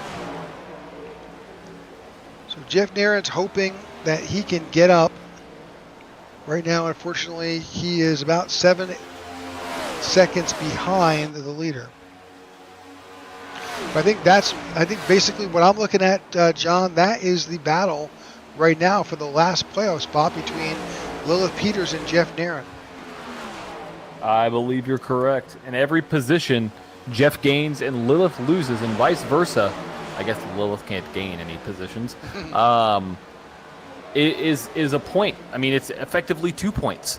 So you think about that. I mean, that's huge when it comes to this. You know, looking back right now, Chuck Van Scoik just ran his fastest lap of the race, so he's on a flying lap. All these drivers now trying to put in some of their best laps of the event, but here comes James Lowe within 1 second of the leaders.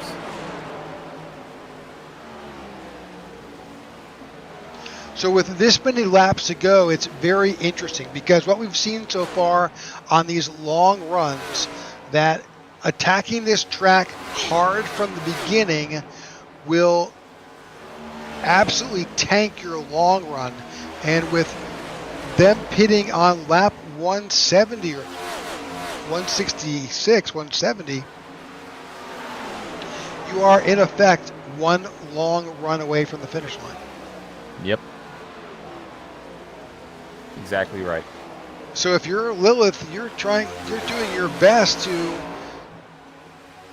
keep as much in that car as possible, but you've got so much pressure. That 20 is right there, and James Lowe is less than a second back. Yeah, James is just waiting for these two drivers to just battle. You know, they're waiting. He's waiting for them just to get side by side and make his move.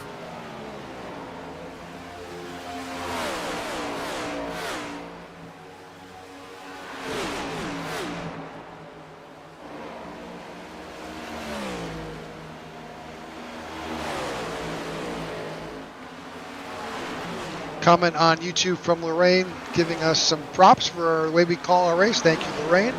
And a shout out to her son. That must be Mr. Ledger in the 19. John is the last car currently on the lead lap, and he's run a good race. Yeah, he has. He has. We'll see what he's able to. He's 25 seconds behind, unfortunately. But who knows? Maybe a last, caution coming out. I can't believe I just said the C word, but you never know what's going to happen if that happens. Right now, the action is up front. Lilith Peters is leading, but Garrett Johnson is right there. Actually, John Ledger is, as we had talked about earlier, he had short pitted and come in an off-cycle pit stop at lap 155. He is now on pit road now for his final stop. But up front, Lilith Peters has got Garrett Johnson all over her rearview mirror.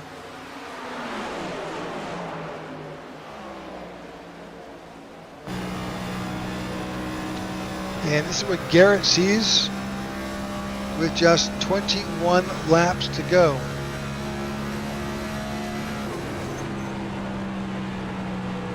He's really going to drive a perfect race here. He's got to look for every opportunity to not make a mistake, to try and find the right passing zone, and to get around the 01. I mean, I think he's trying to put the pressure on Peters right now. I think that's what you got to do. And I think that's what he's trying to do. Gonna get right back to the 01 right here. Going to back off on exit entry. There he goes. Going to lose a little bit, but he's going to get back to the throttle a little bit earlier. He's going to be able to close up once they get back into turn 3. You're going to see the draft play a big effect right here. Going to get slowly. He's going to back off before the 01 does. Actually took a little bit more of an aggressive line. Here's an interesting fact. I think that if Lilith wins, that takes her out of the pointing her way in to the race. That cycles, and Garrett, if the race finishes the way it is now, the top 4 will be Worrell, Peters, Johnston, and Van Scoik. Wow. I mean, because Chuck is up to 4th. James Lowe is a non-playoff driver. Yeah. And that will be how this 4 finishes. Now, if Johnston wins, that moves Lilith Peters, I think, ahead of Van Scoik and moves him into 4th position.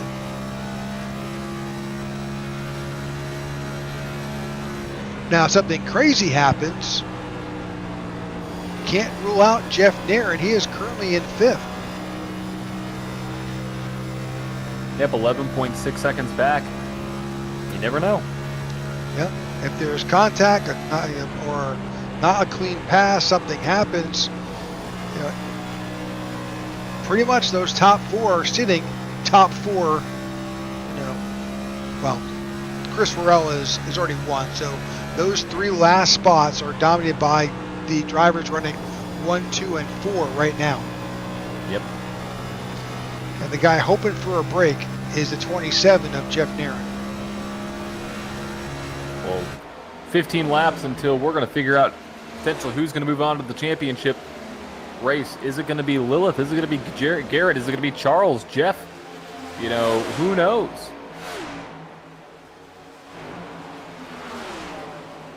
So Jeff's hoping for he's hoping for a mistake or an incident or a caution to change up how this race finishes. Lilith and Garrett, they're hoping this race stays green these last 14 laps.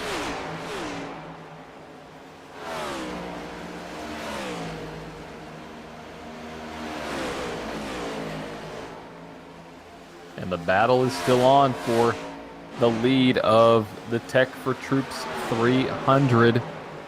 14 laps to go. Who is going to lock themselves into the championship race next week in Homestead, Miami, and battle for the Tech4Troops Cup Series championship? We already know it's going to be Chris. Is it going to be Lilith? Is it going to be Garrett? We don't know. Is there going to be something else that crazy happens? I'm not as good as Larry Mack. I don't know when the trends are. I don't know when the last caution trend is, but what I do know is green flag racing all day long today. All right, we're going to take a quick commercial break. You won't miss a thing. Side by side, we'll be right back. Hang in there. We're just 13 laps to go. Are you looking for a way to safely and securely dispose of your old electronic devices? Why not donate them to Tech4Troops? Tech4Troops is a 501c3 nonprofit dedicated to bridging the technology gap for in-need veterans and their families. The donation process is quick and easy. Simply go to tech4troops.org and click on the donate link at the top right-hand side of the page. Scroll down to access the Give Back box link. To create your shipping label, click Add to Cart and complete the checkout process. The shipping label is good for up to 50 pounds. You can recycle most standard shipping boxes to send in your devices. Oh, don't forget the power cords.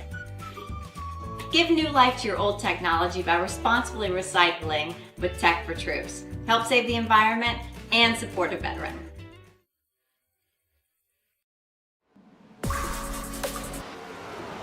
All right, welcome back to the IWM broadcast of the Tech4Troops Cup Series. If you're tuning in now, you tune at the right time. There's 10 laps to go. This race settles who shows up next week at Homestead. 4 drivers will battle for the championship, for the prizes, for the money, for the bragging rights to win Season 4 here in the Tech4Troops Cup Series. Nothing better. I just saw Chad Jones may have gone off track, but caution did not come out. See if we have a replay on that incident. Maybe got a little loose. Maybe so. Oh, in the wall. Through the grass. But he survived. Pass through the grass? Pass on the grass? Question mark? Maybe save your butt through the grass, what that was. Yeah, really. All right, 9 laps to go. We're watching Lilith Peters right now. She's got the 20 of Garrett Johnson on her tail. If you're going to make a move, you better start making it now. Yeah, James Lowe fell back 5+ seconds, so James Lowe's not worried about a thing. But this is going to be very interesting because if James Lowe keeps falling back and Chuck keeps on going forward, that's one more point for Chuck. That is Charles Van Scoik. He goes by Chuck. The number 23 SpongeBob car. So if that keeps on happening, that's another point for him. And then that's another position that Jeff Nairn just lost, Rick. Aaron Jackson moved up to P5. That's not good for the 27 machine. That puts him 1 point, a bigger gap between him and making the championship 4. Yeah, well, if Lilith Peters, if it finishes in the next 7 laps like it's currently ranked today, Lilith Peters gets the win. She moves up with Chris Worrell. That leaves 2 slots open. Garrett Johnson would actually, Chuck Van Scoik would retain the first leader of the points. Garrett Johnson would collect the last remaining spot, and Jeff Nairn would be just below the cut line. That would be tough. That would be tough as we see some drivers making their way to pit road here with just a few laps to go. Chris Worrell, Maurice Burnett. Unfortunate for Chris. Yep. Got caught speeding on pit road, had to stay in the pits for 40 seconds, ended up 2 laps down. But now we are, Rick, 5 laps away. And the battle is still on between the 01 of Lilith Peters and the 20 of Garrett Johnston. Yeah, this is really for bragging rights because both of these drivers can make the race. Now, we are seeing a number of drivers coming in on pit road. Do these drivers need to come in and top off for fuel? I don't know. Jeff Nairn just went down pit road. These drivers came in last on lap 169. That's the math is there. The math. Yeah, the math says you don't need to come back in, but that would completely change the calculation. Yeah, I mean, think about this. Is James Lowe anticipating he has to save fuel to potentially win this race? Does he anticipate these 2 drivers he is maybe running out of gas?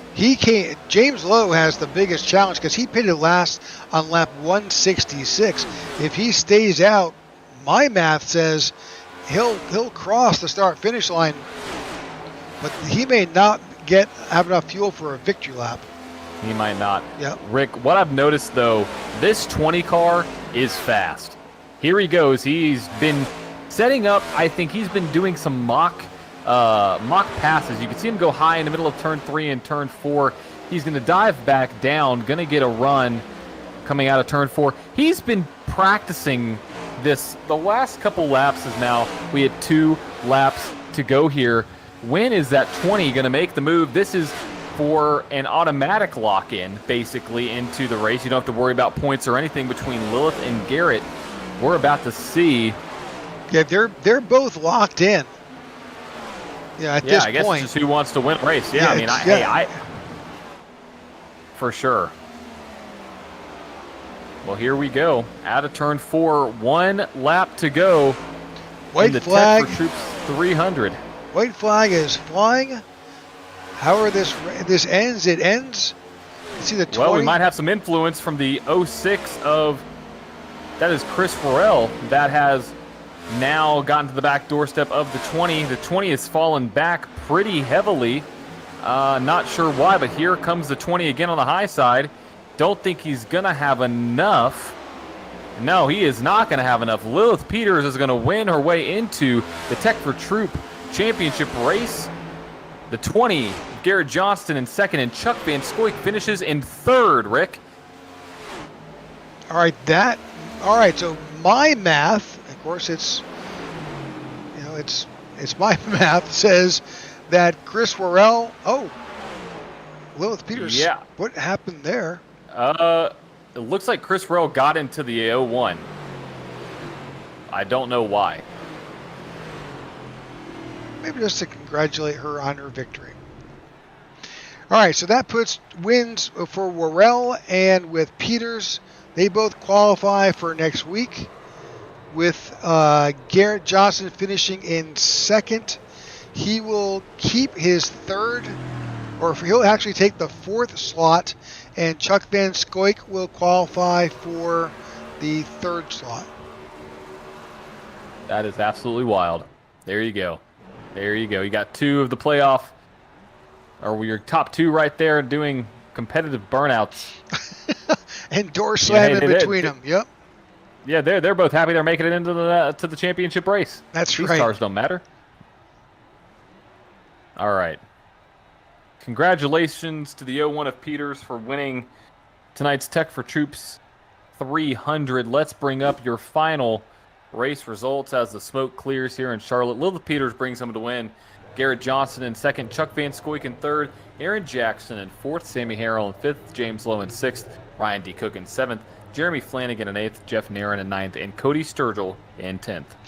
In 11th, Christoph Hall. Chad Jones finishes in 12th. John Ledger 13th. Chris Worrell finishes in 14th. Jeff Nini in 15th. Marco Bruby in 16th. Phil Vandertwick is in 17th and 18th. Maurice Burnett. Mike Slagder in 19th. Ty Bostic in 20th. Luke Bullard in 21st. Zach Ward in 22nd. And David Watts in 23rd. All right, let's go ahead and bring in Chuck Van Scoik to our broadcast booth. Well, congratulations, Chuck, on your finish. All right, good. I unmuted myself. All right. Yeah, thank you. So this is kind of what John and I were talking at the very beginning. We anticipated this race being about fuel economy and green flag runs. Yeah. Just I had a pretty decent, points lead, I guess, to the cut. I think I was 15 points to the good. So just wanted to roll the bottom, try to run those stints as far as I can, and then had a shot to win there. I don't know what the heck happened. I barely hit my gas pedal and I spun out on pit road, and I wasn't really ever able to make that back. I would chop a second or two off a stint and then go back out, and then another second or two, and then make another mistake or get a little loose, and I'd lose all that coming back. So I just rode at that point and just focus on Homestead. Yep, yeah, absolutely. So with Lilith getting that win, you took a solid. You kept your position, so there you are, and now we're off to Homestead. What do you think about that track? One of my favorite tracks, except for in this car.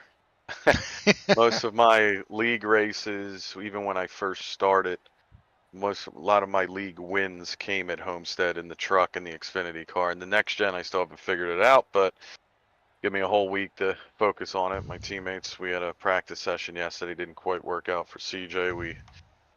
I don't know what happened under caution. He took some damage there, and it just car wasn't right the rest of the runs.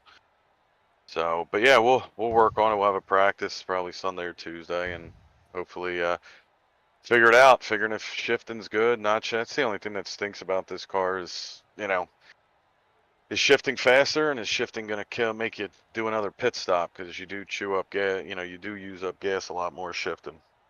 Yeah, that's a very good point. We'll have to see just what that setup looks like for Homestead, and just how often you're having to downshift through that track. Yep.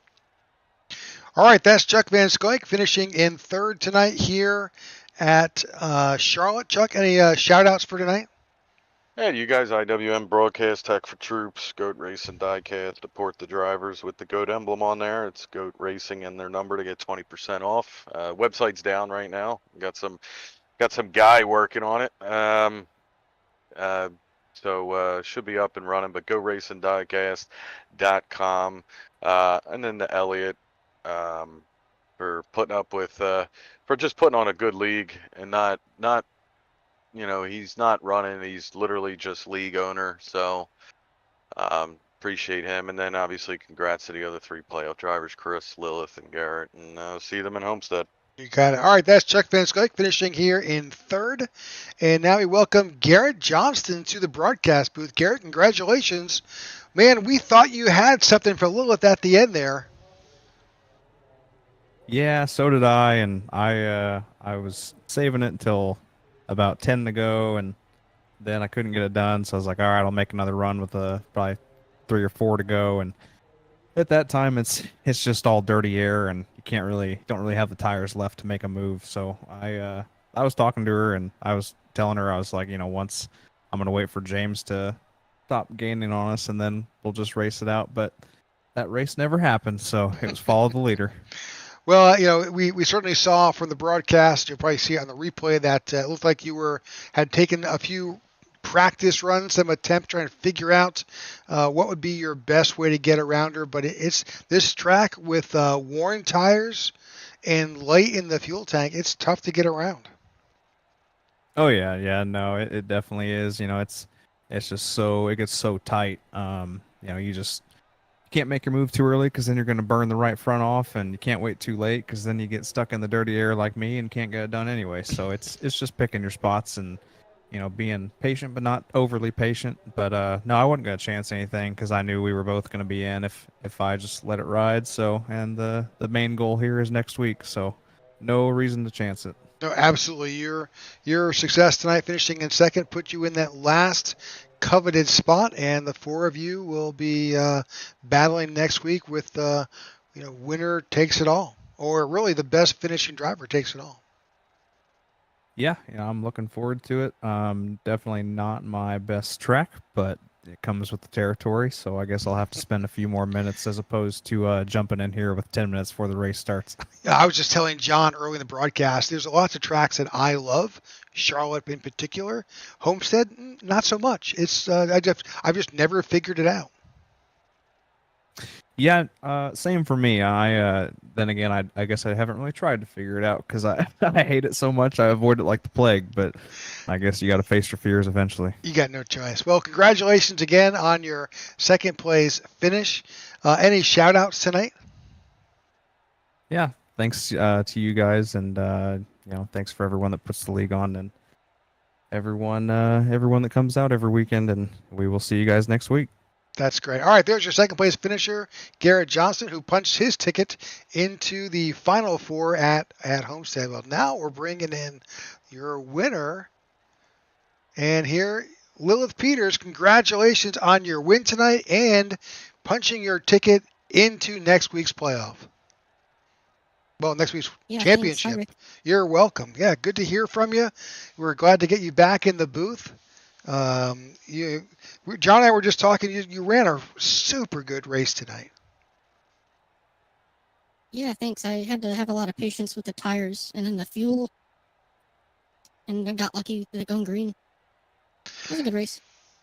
It was, we were talking at the beginning that this is just one of those tracks where it's going to be with how well the league has progressed with the drivers. We aren't seeing a lot of mistakes, which leads to a lot of green flag runs, and certainly here it's challenging. Oh yeah, the cars boat the entire race pretty much. A lot of people were walling themselves, so I'm surprised we didn't have more. Yeah, absolutely. Well, congratulations again. We were looking through the points often, and for a while there was potential with Jeff Nairn, but obviously with your win, you closed that door, and it'll be yourself, Chuck, Garrett, and Chris Worrell battling for the Season 4 championship. Yeah, I'm looking forward to it. I'm pretty much mentally conceded. I probably won't win, but if Chris has another mistake, maybe I can capitalize on it. Well, it happens. Even the best drivers make mistakes, and it's sometimes better to be lucky than good. I agree, Rick. Well, Homestead, we were talking earlier with everybody. Homestead is a track that you either love or you hate. It's definitely a challenging track with both ends being different. So we're looking forward to a great race there next week. I hope so. I hope I can have fun regardless of the result. Well, I'm sure you will. Any shout-outs tonight? Yeah, I'll thank my sponsor real quick. You get 10% if you order the steak sauce since I won with that code. And thanks my teammates, Journey and Garrett. Garrett and I had a really good teammate there and teamwork, and it was really nice. Thanks for broadcasting. Oh, absolutely. All right, that's your winner of tonight's Tech4Troops Cup Series, Tech4Troops 300 here at Charlotte Motor Speedway. This closes out round 2, and we now have our 4 drivers moving on to the playoff win. Chris Worrell, Lilith Peters, Chuck Van Scoik, and Garrett Johnston, and we're looking forward to them appearing next week. John, thoughts? I thought it was a great race. I mean, what better, round 2, race 6 could we ask for? Congratulations to Lilith Peters on the win, Garrett Johnston, Van Scoik there, and Chris for being the championship 4. And we're excited to have you all back next week for the championship finale here on the IWM Broadcast Network, seeing who we're going to crown as the Tech4Troops Cup Series champion for Season 4. And also make sure to tune in tomorrow night. IWM Broadcast Network will be live, and we will be at Nashville Super Speedway. You got Rick, obviously, and then Jeff will be taking my place, but a great race to watch. They're always fun to watch there. All right, thanks again for tuning in. Have a great night, folks, and we'll see you later.